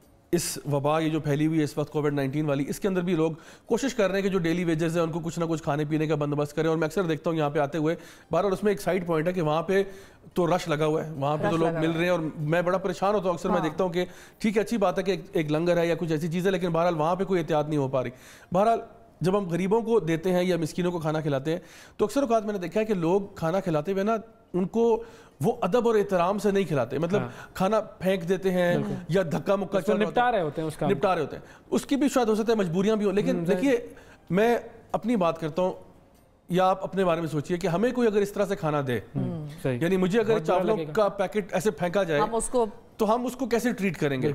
या फिर ये हो कि हमें जमीन पर बैठाया जाए, दस्तरखान बिछाया जाए, सामने सर्व किया जाए अच्छे तरीके से, तो वो जब आप करेंगे ना तो फिर आप एहसान के ऊपर आ जाएंगे। तो ये डिफरेंट कैटेगरी है। अच्छा, अब हमने ये कैटेगरीज तो समझ ली, अब कैसे अच्छा इंसान, अच्छा मुसलमान और मोमिन या मुत्तकी या मोहसिनीन की तरफ बनना है, उसके स्टेप्स क्या हैं और वो एक्शंस कौन कौन से होंगे जो हमें करने होंगे, ये हम बात करेंगे लेकिन एक छोटे से वक्फे के बाद।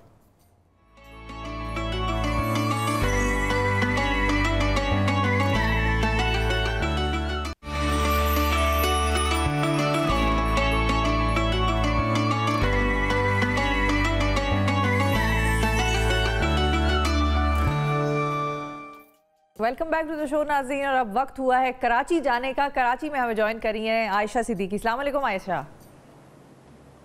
वालेकुम सलाम, अस्सलाम वालेकुम व्यूअर्स, क्या हाल है आप? क्या हालात हैं आज का? आपका कुछ दस्तरखान जो है वो आज फिर भरा भरा सा लग रहा है।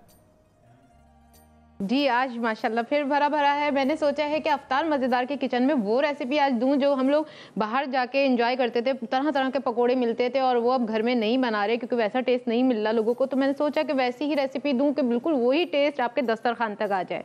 तो आज मैं बहुत मज़े के पकौड़े बना रही हूँ, ब्रेड पकौड़ा बना रही हूँ। उसमें मैं स्टफ करूँगी चीज़ और आलू। वाह वाह वाह, आलू और चीज़ का क्या कॉम्बिनेशन है। दोनों चीज़ें जो हैं वो बड़ी फेवरेट शुमार होती हैं। किसकी? मेरी, आपकी भी, ठीक है। हाँ, मैं तो अपनी ज़रा देख लूँ। वाह, और एक तो ये क्लोज शॉट जो दिया जाता है ना, ये कमाल कर देता है। अच्छा बताएं आयशा, शुरू कीजिए। शुरू करती हूँ। सबसे पहले मैंने 4 आलू लिए थे, उन्हें बॉईल कर लिया है और बिल्कुल मैश कर लिया है क्योंकि हम इसे स्टफ़ करेंगे ब्रेड के अंदर, तो बिल्कुल मैश होने चाहिए, गुठलियाँ ना हो वरना ही फट जाएंगे। इसमें हम अनियन जो कि आमलेट चॉप होते हैं वो शामिल करेंगे, ग्रीन चिली बिल्कुल बारीक कटी हुई, हरा धनिया बिल्कुल बारीक कटा हुआ। अब इसमें जो स्पाइसेस जाएंगे वो बताती हूँ। कुटी काली मिर्च 1 चाय का चम्मच, कुटी लाल मिर्च 1 चाय का चम्मच, कुटा ज़ीरा 1 चाय का चम्मच। स्वाद इसमें नमक जाएगा, वो आप अपने टेस्ट के हिसाब से डाल सकते हैं। अब इन तमाम चीज़ों को मैं अच्छी तरह मिक्स कर लूँगी। ये अच्छा सा तैयार हो जाएगा हमारा स्टफ़ भरने के लिए अंदर। साथ मैंने यहाँ पे बेसन भी घोल के रखा है, उसकी मैं आपको बता देती हूँ। जो नॉर्मल घर में चीज़ें जाती हैं वो है, मैंने यहाँ पे 2 कप बेसन लिया था, उसमें मैंने नमक, मिर्चें, हल्दी और अजवाइन डाली। अजवाइन का बहुत अच्छा टेस्ट आता है तो इसलिए वो ज़रूर डाला करें। तो इसे मैंने अच्छी तरह पानी से घोल के इसका अच्छा सा बैटर तैयार कर लिया है। इतना हमें गाढ़ा रखना है कि हम जब कोट करें ब्रेड पे तो वो अच्छी तरह कोट हो जाए। यहाँ ये मैं करती हूँ थोड़ा सा ब्रेड का भी बता देती हूँ आपको। ये मैंने ब्रेड ली थी, इसके कॉर्नर्स काट दिए मैंने। जी जी, इस तरह से कॉर्नर्स कटे हुए हैं। अब इसमें मैं क्या करूँगी, एक एक ले लेती हूँ स्टफ़ करने के लिए। बताती हूँ आपको मैं चीज़ कैसे लगाऊंगी। और ये इसे अच्छी तरह मिक्स कर रही हूँ। और आप बताएं आजकल इस्लामाबाद का मौसम कैसा है? मौसम तो आज तकरीबन बारिश है, लेकिन मेरे जहन में एक सवाल आ रही है किसी तरफ से। आज बारिश है इस्लामाबाद में। जी बिल्कुल। और कराची में इतनी शदीद गर्मी थी ना, मतलब मैं सुबह निकली तो मैंने कहा सारा ना मेरा ग्लूकोज निकल गया जिस्म से। बस नेक लोगों के जो शहर है उनमें बारिशें बरस रही हैं माशाल्लाह से। यानी कराची में भी बड़े नेक लोग हैं। शहर के ना, पता है ना। जी जी बिल्कुल। अच्छा, मेरे जहन में एक सवाल आया है, ये जो आपने ब्रेड रखी और इसमें आपने कहा कि इसकी साइड्स जो हैं वो आपने काट दी, तो फिर वो जो साइड्स थी उनका क्या किया आपने? अरे बड़ा जबरदस्त काम होता है। क्या उनका? हम ब्रेड क्रम्स बनाएंगे, उसे कोट करेंगे, कोई नगेट्स बना लेंगे तो उस पर कोट करेंगे। आप देखें आगे क्या क्या रेसिपीज आती हैं अफ्तार मजेदार किचन में। आप कहाँ से आपने ये जो चीजें बनाना सीखा है वो कहाँ से सीखा है, ये बताएं आज जरा। मैं ये क्यों राज बताऊं आपको, आप भी सीख लेंगे फिर मेरी जगह आप यहाँ खड़े होंगे रोजाना। बल्कि एक सेकंड मैं इनसे पूछ ही लेती हूँ, ये जो बस आप मुझसे सीखे ना, आप वहाँ क्यों जा रहे हैं कि मैंने कहाँ से सीखी है। अच्छा, एक मैं ना उस पे केचप लगा रही हूँ, जब मैं कट करूंगी और वो करूंगी तो बहुत अच्छा लगेगा। ठीक है, आप केचप लगाएं, जरा मैं वैसे सवाल स्लाइस रख रही हूँ। ये जो इतने दिन आप ये देख रहे हैं, रोजाना की बुनियाद पे आप 2 या 3 जो है डिशेस देखते हैं, कुछ सीखा भी? सीख नहीं, बनाए कुछ नहीं। तो बनाए ना तो पता चलेगा, सीख के ऐसे थोड़ी। किसी दिन तजर्बा करता हूँ मैं ये। चले आयशा, मैंने अपना सवाल कर लिया, अभी तक आपने तजुर्बा कुछ नहीं करेंगे तो बनाया। लाएंगे हमारे लिए। जी आयशा, एक शेफ के लिए ना दिल टूट जाता है कि उसकी कोई सामने कह दे कि उसकी कोई रेसिपी ट्राई नहीं की अभी तक। तो पूछ भी तो मुझसे रही है ना ये, मैं इनसे पूछूं, हो सकता है इन्होंने कुछ ट्राई किया हो। आप तो ट्राई करते हैं, मुझे पता है आप जला भी देते हैं खाने। ये आपको मेरी बड़ी यहाँ खबरें मैं मिल ले रही रही है, हूँ कौन दे रहा है? मिज़ान कनोला ऑयल जो इंसानी सेहत के बुनियादी असूलों को मद्देनजर रख के तैयार किया गया है। इसमें विटामिन ए, डी और ई शामिल है। बहुत लाइट है, बहुत लाइट है और बहुत अच्छे इसमें पकोड़े बनते हैं। रमज़ान है, अच्छी चीज़ों का इंतखाब करें ताकि आपकी सेहत अच्छी रहे। एक तो मैंने आपको को बनाना बता दिया था, अब मैं इसको कट करना भी बताती हूँ। कट करके हम इसे इस तरह से फिर से अच्छी तरह हम बेसन में कोट करेंगे और फिर फ्राई करेंगे। ये तो कट तो आज मैं कर आपने सकता मुझसे हूँ, ये तो पूछा आसान नहीं कि है। दूसरी रेसिपी क्या है। नहीं, वो मैं हाँ तो पूछता बस हूँ ये आप। करेगा ट्राई और फिर मुझे पिक्चर सेंड करेगा। हाँ ठीक है, बातों से कुछ नहीं होने वाला। हाँ ठीक है। अच्छा, अब आपको हम जरा यहीं रोकते हैं। हमारा जो सेगमेंट चल रहा था वो बड़ा अहम सेगमेंट है। हाँ। और उसके अंदर हम बात कर रहे थे कि हम अच्छा मुसलमान कैसे बन सकते हैं। तो मुसलमान, फिर मोमिन, फिर मुत्तकी और फिर मोहसिनीन, ये सारी कैटेगरीज तो हमने देख ली थी। राजा साहब, अब एक अच्छा मुसलमान या जो मुसलमान की जो लेवल्स है उससे ऊपर बेहतर बनने के लिए कौन कौन से अमाल हैं, कौन कौन सी कैरेक्टरिस्टिक्स हैं जो कि इंसान में होनी चाहिए? देखिए, इसमें बार बार कुरान मजीद में अल्लाह ताला जिस चीज़ का जिक्र करते हैं वो है अल्लज़ीना आमनू व अमिलुस सालिहात, कि वो लोग जो ईमान लाते हैं और अमाल सालिहा करते हैं, नेक अमाल करते हैं। तो इसमें आप दो आप कह लें डायनामिक्स हैं एक अच्छे मुसलमान की। एक है वो डायनामिक्स जिसका ताल्लुक उसके ईमान के साथ है कि उसकी बिलीफ कितनी स्ट्रॉन्ग है, वो उसमें कितना पुख्ता है, और वो मामलात जो उसके अल्लाह ताला से रिलेटेड हैं जिनको हम हकूक़ुल्लाह भी कहते हैं। हाँ। यानी उसकी नमाज, उसका रोज़ा, उसका सदका खैरात वगैरह, यानी जो चीज़ें वो अल्लाह ताला की खुशनुदी के लिए बिलखुसूस करता है। अच्छा, वैसे तो सारे काम ही अल्लाह ताला की खुशनुदी के लिए होते हैं, लेकिन कुछ फिर काम ऐसे होते हैं जिनका इम्पैक्ट जो है वो डायरेक्टली हमारे इर्द गिर्द के लोगों पे पड़ रहा होता है, सोसाइटी पे पड़ता है। मसलन हमारे वालिदैन से सबसे पहले बात शुरू होती है। अल्लाह ताला की ज़ात के बाद सबसे ज़्यादा जो हमारी रिस्पेक्ट का हकदार है वो यानी हमारे वालिदैन है। उसके बाद बाकी सोसाइटी में जिस तरह आपका सर्कल एक्सपैंड करता जाता है उनके ऊपर भी कुछ राइट्स हो जाते हैं। अच्छा, इसी तरह से आप देखेंगे कि नबी करीम सल्लल्लाहु अलैहि वसल्लम की कुछ हदीस हैं जिनमें आपने फरमाया कि अच्छा मुसलमान कौन है।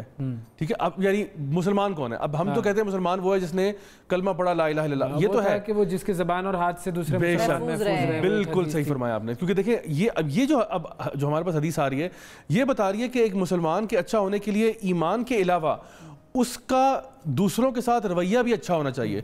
यानी वो जिसके हाथ से और ज़ुबान से बाकी मुसलमान महफूज रहें। तो इसका मतलब ये हुआ कि इसको अगर आप कॉन्वर्सली देखना चाहें तो जिस मुसलमान की ज़ुबान और हाथ से अगले सेफ नहीं है, इसका मतलब है वो अच्छा मुसलमान नहीं है, या फिर वो टेक्निकली मुसलमान की डेफिनेशन से भी बाहर हो सकता है।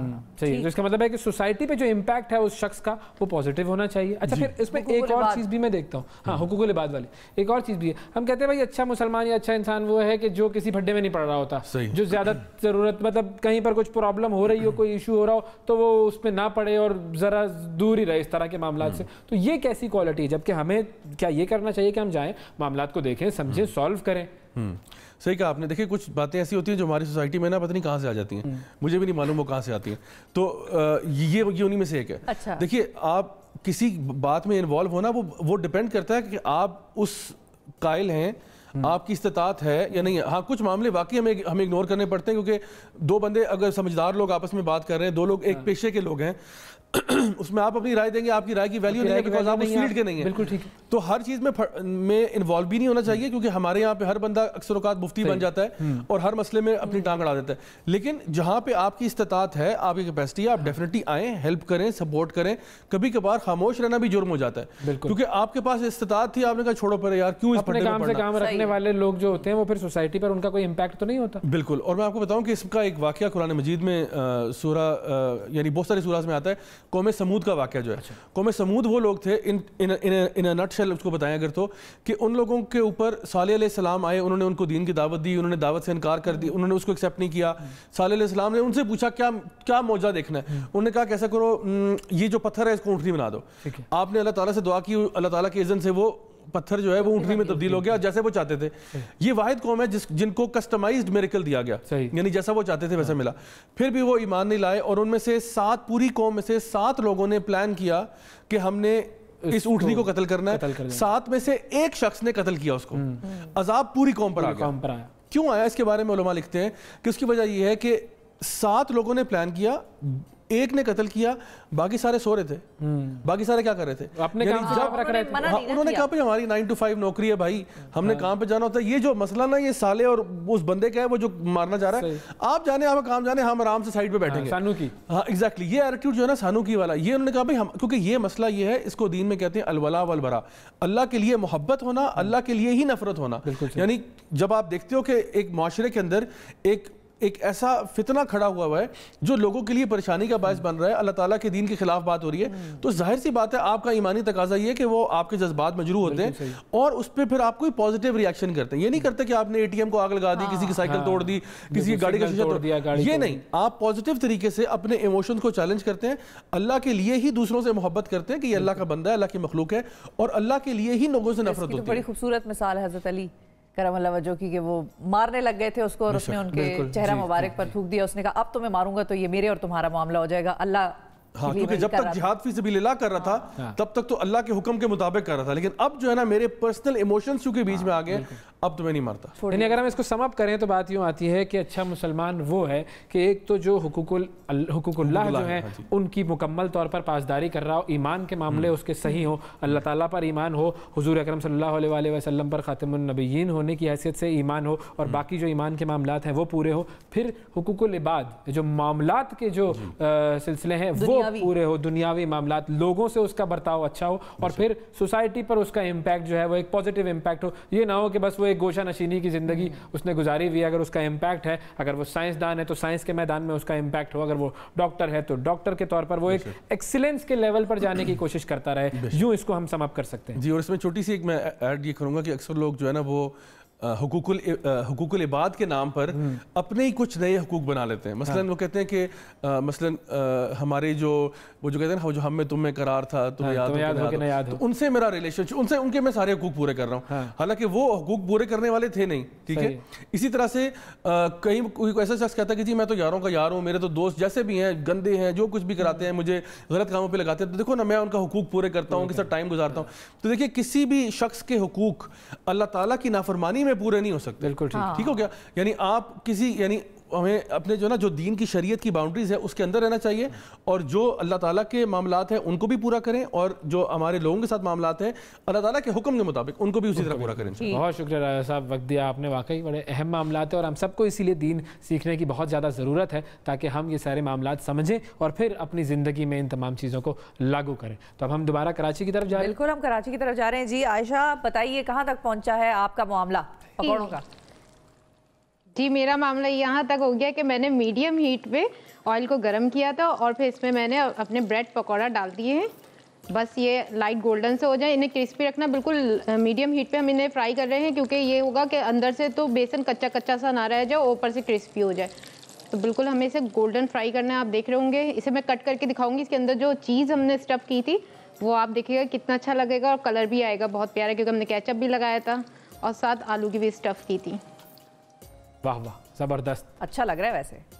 ये देखने में तो आपकी डिशेस जो है वो बड़ी अच्छी होती हैं, अब टेस्ट जो है वो जब तक हम चखेंगे नहीं उस वक्त तक सही कमेंट नहीं कर सकते। हम उस तरह से ऑब्जेक्टिव नहीं हो सकते ना उसके बारे में। लेकिन आप सुनी सुनाई बातों पे भी यकीन कर सकते हैं, पूछ सकते हैं आप और लोगों से।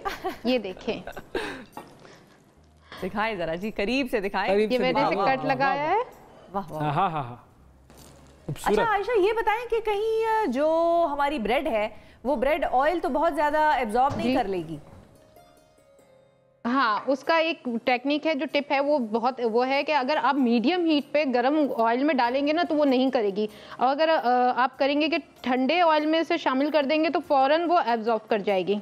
ठीक है, अच्छा, तो इसलिए जरूरी है कि मीडियम हीट हो। और ऑयल को चेक करने का तरीका ही यूं हाथ रखे, तो अगर के बर्दाश्त नहीं हो रहा तो वो हाई हीट है, और अगर नॉर्मल है और ये देखें इस तरह से मैं रख रही हूँ और बर्दाश्त कर पा रहे हैं तो ये मीडियम हीट है। बिल्कुल ठीक है। अच्छा एक और चीज भी है, हाँ ये तैयार हो गए चीज। आयशा ये बताएं कि जब हम पकौड़ों का बैटर तैयार कर रहे होते हैं तो उसमें सोडा डालना चाहिए या नहीं डालना चाहिए? कुछ लोग कहते हैं सोडा डालना चाहिए, अगर डालना चाहिए। हाँ, नहीं डालते तो क्या होता है?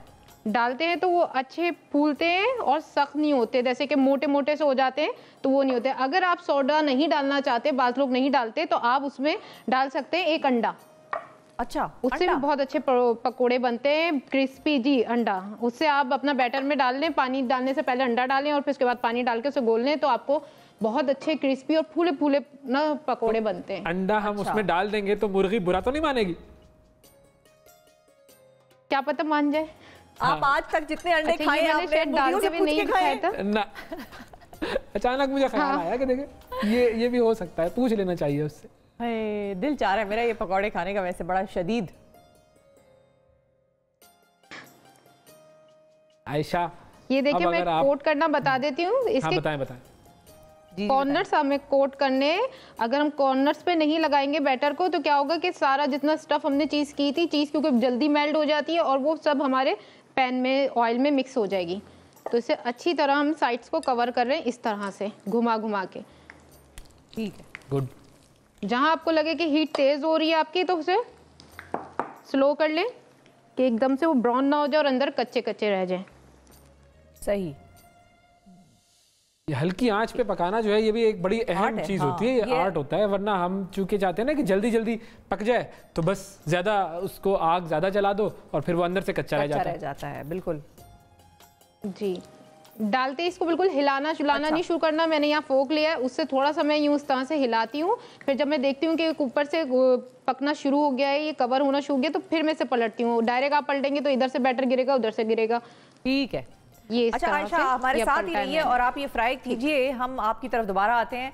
अमेरिका की यूनिवर्सिटी और साउथ कैलिफोर्निया की एक तहकीक के मुताबिक ख़ास वक्त के लिए कम खाना जो है वो मुदाफ़ती निज़ाम को मजबूत बनाता है। बिल्कुल ऐसा ही है। प्रोफेसर वॉल्टर लॉन्गो, उन्होंने अपनी टीम के साथ ये तहकीक की, जानने की कोशिश की कि क्या रोज़ा इंसान के मुदाफ़ती निज़ाम को मजबूत बनाता है और क्या इसके ज़रिए कोरोना वायरस के ख़िलाफ़ मुदाफ़ियत बढ़ सकती है। इस तहकीक के जो नताइज थे वो बड़े हैरान कुन थे। उसके मुताबिक रोज़ा रखना या फिर रोज़े जैसी खुराक इस्तेमाल करने से मुदाफ़ती निज़ाम मजबूत होता है और जिस्म से मुतासरा और जो पुराने खलिए होते हैं वो ख़त्म हो जाते हैं, उनकी जगह नए सेहतमंद खलिए ले लेते हैं। इस पर हम बात करेंगे। माहिर ग़िज़ाइयत डॉक्टर नौशीन अब्बास हमारे साथ मौजूद हैं। अस्सलाम वालेकुम नौशीन। अस्सलाम वालेकुम, कैसे हैं आप लोग? बिल्कुल ठीक ठाक है। नौशीन, जरा बताएं ये जो तहकीक हुई है रोज़ों के हवाले से कि मुदाफ़ती निज़ाम मजबूत हो जाता है रोज़ादारों का, क्या कहेंगी इस पे?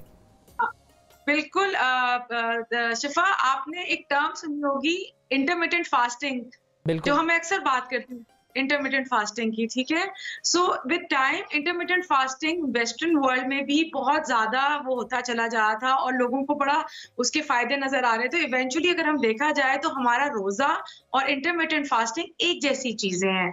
इसमें सिर्फ फर्क ये है कि इंटरमिटेंट फास्टिंग में हम पानी पी सकते हैं, हमारे रोजे में खाने पीने की ममानियत होती है, ठीक है। अच्छा, तो अब आपको मैं बताती हूँ कि होता क्या है। तो देखिए, जब आप रोजा रख रहे हैं, आप फास्टिंग कर रहे हैं, फास्ट करने से क्या होता है कि आपके इंसुलिन लेवल्स जो हैं वो लो डाउन होना शुरू हो जाते हैं, ठीक है। जब इंसुलिन कम होगी तो बॉडी को ज्यादा रेजिस्टेंस ऑफर करने की, फैट बर्निंग की तरफ लेके जाता है। ये हो गया। उसके बाद ग्रोथ हार्मोन्स का आपने नाम सुना होगा। ग्रोथ हार्मोन्स वो होते हैं जो बॉडी को ग्रो करने में हेल्प आउट करते हैं, वो ज्यादा प्रोड्यूस होना शुरू होते हैं। जब ग्रोथ हार्मोन ज्यादा प्रोड्यूस होंगे तो देखिए आपकी बॉडी ऑल ओवर जो जो जो जो रिपेयर चाहिए, जो चीजें चाहिए, वो उसमें हेल्प करना शुरू करती है। इंसुलिन लेवल्स कम हो गए, ग्रोथ हार्मोन ज्यादा हो गए, फिर अभी जैसे अवैस मेंशन कर रहे थे कि नए खलिए बन जाते हैं, तो हमारी जीन रिपेयर की जरूरत होती है।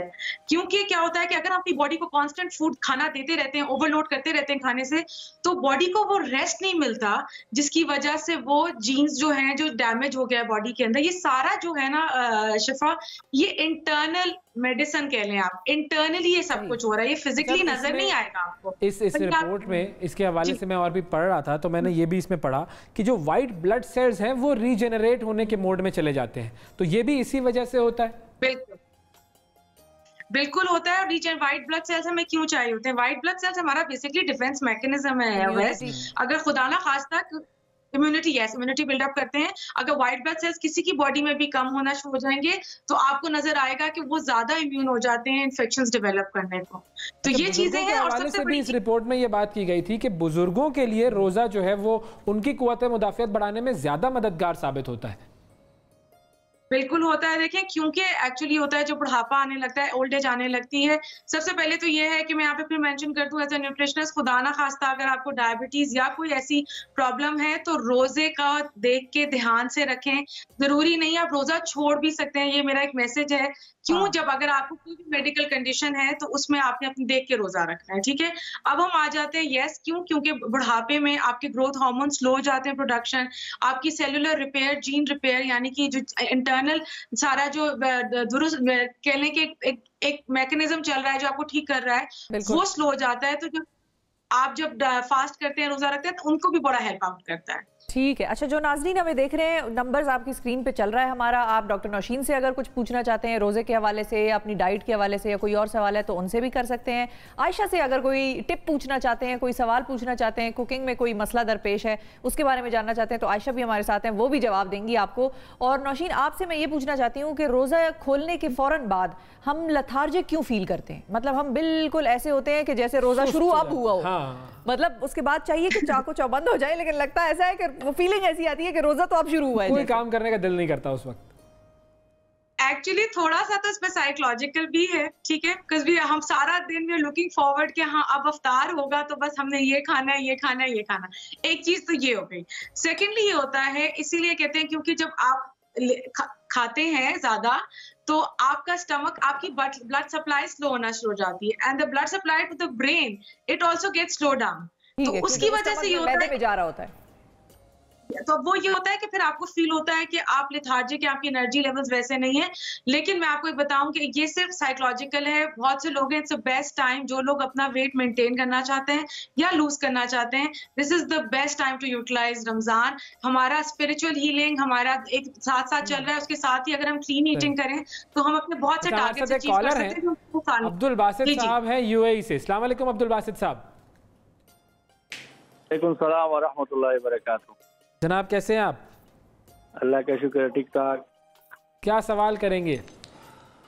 मैं जो है ना ये सवाल कर रहा हूँ, जो ये पाकिस्तान में जो लॉकडाउन है, कोरोना है, इसके बारे में जो है ना बात कर रहा हूँ। जो डॉक्टर साहब है इससे थोड़ा जो है ना बातचीत कर दो कोरोना। फरमाइए फरमाइए, सवाल कीजिए।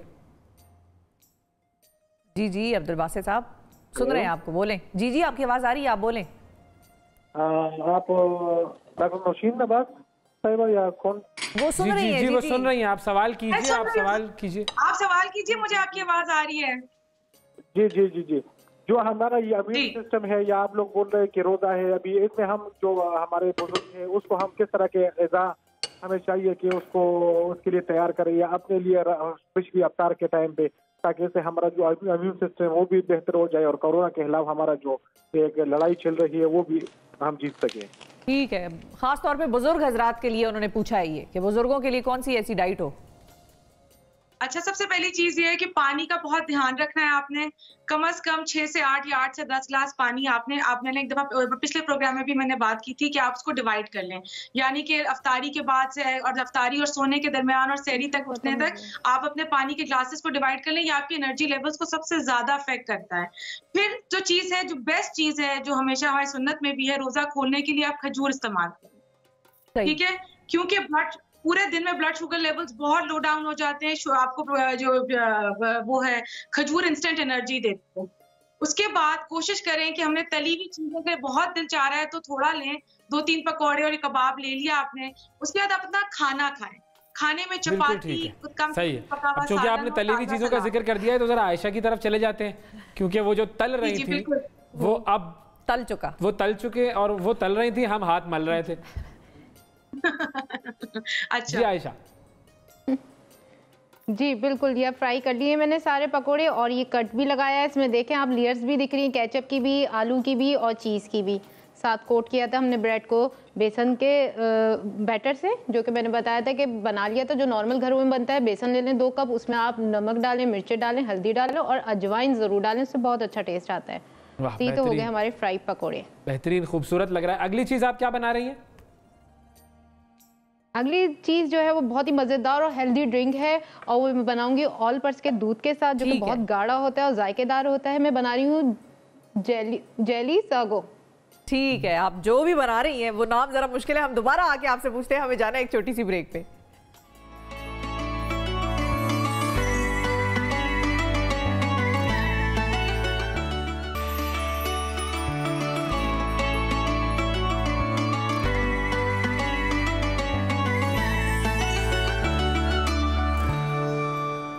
रमज़ान और हम एक मरतबा फिर खुशामदीद कराची चलते हैं और देखते हैं कि जो दूसरी जो डिश बनानी थी आयशा ने वो क्या है। जी, मैं नाम बता रही थी लेकिन मैं थोड़ा सरप्राइज रखना चाहती थी। डिश क्या है, इसका नाम है जेली सागो ड्रिंक। लेकिन सागो क्या है वो बताती हूँ मैं आपको। सागो होता है साबुदाना। इस तरह से मैंने इसे पानी में पहले सोक किया था, फिर उसके बाद मैंने इसे बॉईल कर लिया है। सोक करना से ज़रूरी है, जब ये अच्छा बॉईल होगा। अगर हम इसे दूध में बनाते हैं तो वो नज़र आता है, लेकिन अभी पानी में तो ये ट्रांसपेरेंट है बिल्कुल। इस तरह से आप देख लोगे। सबसे पहले इस ड्रिंक को बनाने के लिए, जो कि बहुत ही वो है, मैंने कहा था हेल्दी है, तो उसके लिए मैं लूँगी ऑल पर्पस मिल्क, जो कि ग़िज़ाइयत से भरपूर है, मज़ेदार इसका टेस्ट होता है, बहुत अच्छी ड्रिंक बनती है। इसे ज़रूर ट्राई कीजिएगा, बहुत हेल्दी है। अच्छा, ये 3 फ्लेवर में बनती है। मैं आपको बता दूं, ये बनाना, क्योंकि मैं आज बनाना से बना रही हूँ, आप इसे स्ट्रॉबेरी से भी बना सकते हैं, आप इसे मैंगो के साथ भी बना सकते हैं। जैसी मैंगो आए फ़ौरन आप मैंगो से भी बना सकते हैं। ये देखें, बिल्कुल सेम रेसिपी रहेगी। बस क्या करना है, यहाँ पे मैं बनाना ले रही हूँ जो बिल्कुल मैंने बारीक स्लाइस कर लिए थे, पूरी इसमें शामिल कर देती हूँ। इसे और अच्छा टेस्ट देने के लिए, ज़रा सा फ्लेवर देने के लिए आइसक्रीम सोडा एसेंस यूज़ कर रही हूँ। नहीं हो तो आप वेनिला एसेंस भी यूज़ कर सकते हैं। साथ इसमें जाएगा, जो इसे मीठा करेगा, वो है रेड सिरप, वो शामिल कर देते हैं। बहुत अच्छा कलर भी देगा और इसे टेस्ट भी देगा। और अच्छा टेस्ट देने के लिए, इसे और अच्छा देने के लिए हम इसमें कंडेंस मिल्क शामिल कर रहे हैं। शुगर का इस्तेमाल नहीं कर रहे, क्योंकि कंडेंस मिल्क में भी चीनी अच्छी खासी होती है और रेड सिरप में भी। तो ये हम आयशा, हमें एक कॉलर की तरफ जाना है, तो आप जरा यहीं रुकिएगा, हम बात करते हैं। कौन है हमारे साथ? वानिया। जी, दानिया अस्सलाम वालेकुम। अस्सलाम वालेकुम। वालेकुम सलाम। आपका शो बहुत अच्छा है। थैंक यू दानिया। क्या अच्छा लगता है ये बताओ? कि आपका शो बहुत अच्छा और इंटरेस्टिंग होता है। कौन अच्छा लगता है? लगता है वो भी बहुत अच्छा होता है। ये बताओ दानिया, कौन अच्छा लगता है? वो शिफा और ओए। दोनों ही नाम ले लिया आपने, तो ज्यादा कोई आप कोई जरा कंपैरिजन कर सकती है? ज्यादा शिफा अच्छी लगती है। बस ठीक है शिफा, फिर आप ही बात कीजिए इनसे। हाँ, तो हम बात करते हैं। दानिया, रमजान कैसा गुजर रहा है? रोजा रखा है कोई? अच्छा गुजर रहा है। रोजा आपकी रखा कितनी एज है, कितने साल की हैं आप दानिया? 12। अच्छा, माशाल्लाह 12 साल की। तो आप रोजे रख रही हैं, पूरे रोजे रख रही हैं? जी माशाल्लाह। और नमाज भी पढ़ रही होंगी? जी। तिलावत भी कर रही होंगी? फ्राइडे को। बस ठीक है, बहुत अच्छी बात है। अल्लाह ताला आपकी सारी इबादतें कबूल करे। और हमें दुआओं में भी याद रखना है दानिया। प्रोग्राम तो आप देखती हैं, भूलती नहीं होंगी, हमें भी दुआओं में याद रखना है, भूलना नहीं है, ठीक है? अच्छा, thank you Dania, thank you. Thank you जी। डॉक्टर नौशीन, ये जो बात हो रही थी अभी दानिया से कि उनको मैं ज्यादा अच्छी लगती हूँ। हाँ, अच्छा। वो तो ठीक है, सही है। अब इस पर मैं क्या कह सकता हूँ? मैं नो कमेंट्स कह रहा हूँ इस पर। पसंद करेंगे मैंने कहा इस पर अवैध फर्दर कमेंट करना पसंद नहीं करेंगे। मैं इस पे कोई कमेंट नहीं कर रहा हूँ। उन्होंने कह दिया नो कमेंट। बिल्कुल। मुझे ये बताइए, छोड़ें, मैं अब इस पर हम सागुदाने पर आ जाते हैं। सागुदाने के फवायद बता दें आप।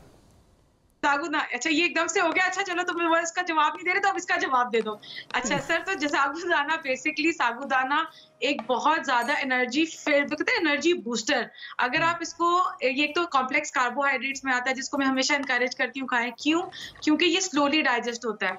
जब ये स्लोली डाइजेस्ट होता है तो ये आपको बहुत काफी लंबी अरसे तक ताकत देता रहता है। अगर आपने सहरी में सागुदाना दूध के साथ लिया है, या दूसरे तरीके से जो कुछ लोग इसको टमाटर और मसाला बना के भी लेते हैं, तो ये आपको बहुत हेल्प आउट करता है। तो सागुदाना कॉम्प्लेक्स कार्बोहाइड्रेट है, आपके ब्लड शुगर लेवल्स को मेंटेन रखेगा, आपकी एनर्जी लेवल्स देर तक आते रहेंगे, आपको वेट लॉस तो बड़ा फायदेमंद हो गया जी। सही। अच्छा, आमिर है हमारे साथ। अस्सलाम वालेकुम Aamir.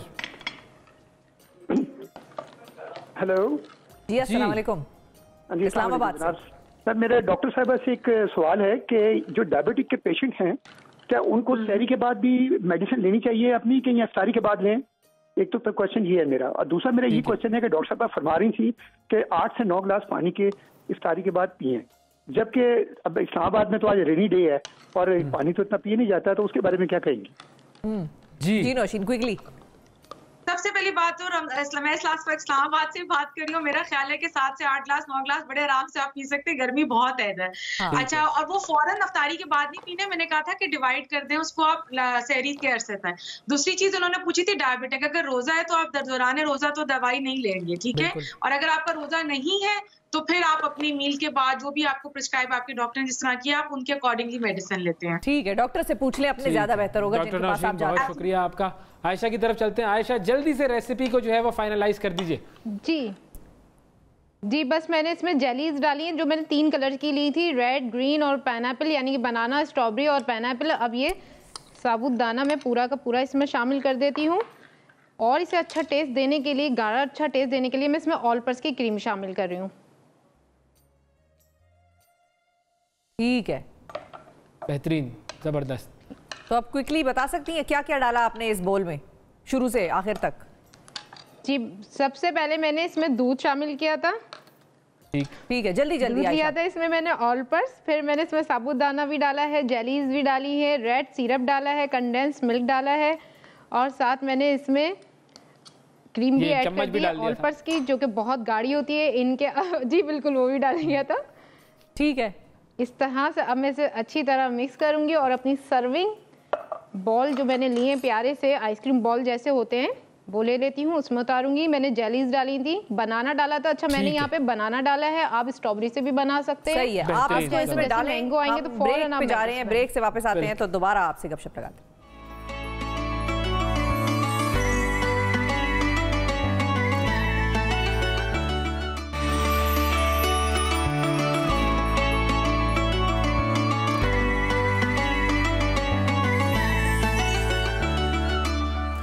Welcome back to the show नाजरीन। कराची चलते हैं। जी आयशा, आप तैयार हो गई हैं? बिल्कुल, आप भी तैयार हैं, डिशेस भी तैयार हैं। बताएं अब जरा दोबारा से रिकैप करते हैं ड्रिंक जो आपने बनाई है, स्वीट ड्रिंक की रिकैप कर देती हूँ। यहाँ पे मैंने पहले आइस डालिया था एक बड़े बॉल में, फिर उसके ऊपर मैंने अंदर डाला ऑल पर्पस मिल्क और फिर उसके साथ मैंने डाला बनाना फ्लेवर बना रही हूँ। आप चाहे तो मैंगो भी बना सकते हैं, स्ट्रॉबेरी भी बना सकते हैं, जो आपको फ्रूट पसंद हो। मैंने यहाँ रेड सिरप लिया था, आप चाहे तो ग्रीन सिरप भी ले सकते हैं। मैंने रेड सिरप डाला और फिर मैंने कंडेंस मिल्क डाला, इससे बहुत अच्छा फ्लेवर आएगा, हमें चीनी डालने की ज़रूरत ही नहीं है। फिर हमने 3 तरह की जेलीज ली थी जिसमें रेड थी यानी स्ट्रॉबेरी, बनाना और पाइनएप्पल। आप चाहे तो मैंगो भी डाल सकते हैं, जो आपको जेलीज मिले आप वो डाल दें। फिर मैंने इसमें साबुदाना जो कि पहले सोक किया था, फिर उसे बॉईल किया था, फिर वो अच्छा सा बॉईल होगा और मैंने दूध में नहीं किया था, पानी में किया था बॉईल, तो इसलिए वो ट्रांसपेरेंट था। तो उसे मैंने तमाम चीजें जब मिलेंगी तो वाकई जबरदस्त किस्म की ड्रिंक बनेगी। लेकिन बस वही बात है कि हम सिर्फ देख सकते हैं और देख के अरमान नहीं कर सकते हैं, लेकिन हम अरमान नहीं करेंगे। नाजरीन, इस्लामाबाद और इस्लामाबाद के मज़ाफ़ात में अफ्तार का वक्त हुआ चाहता है। हम आपसे इस वक्त इजाज़त लेंगे, हम जाते हैं अफ्तार की तरफ।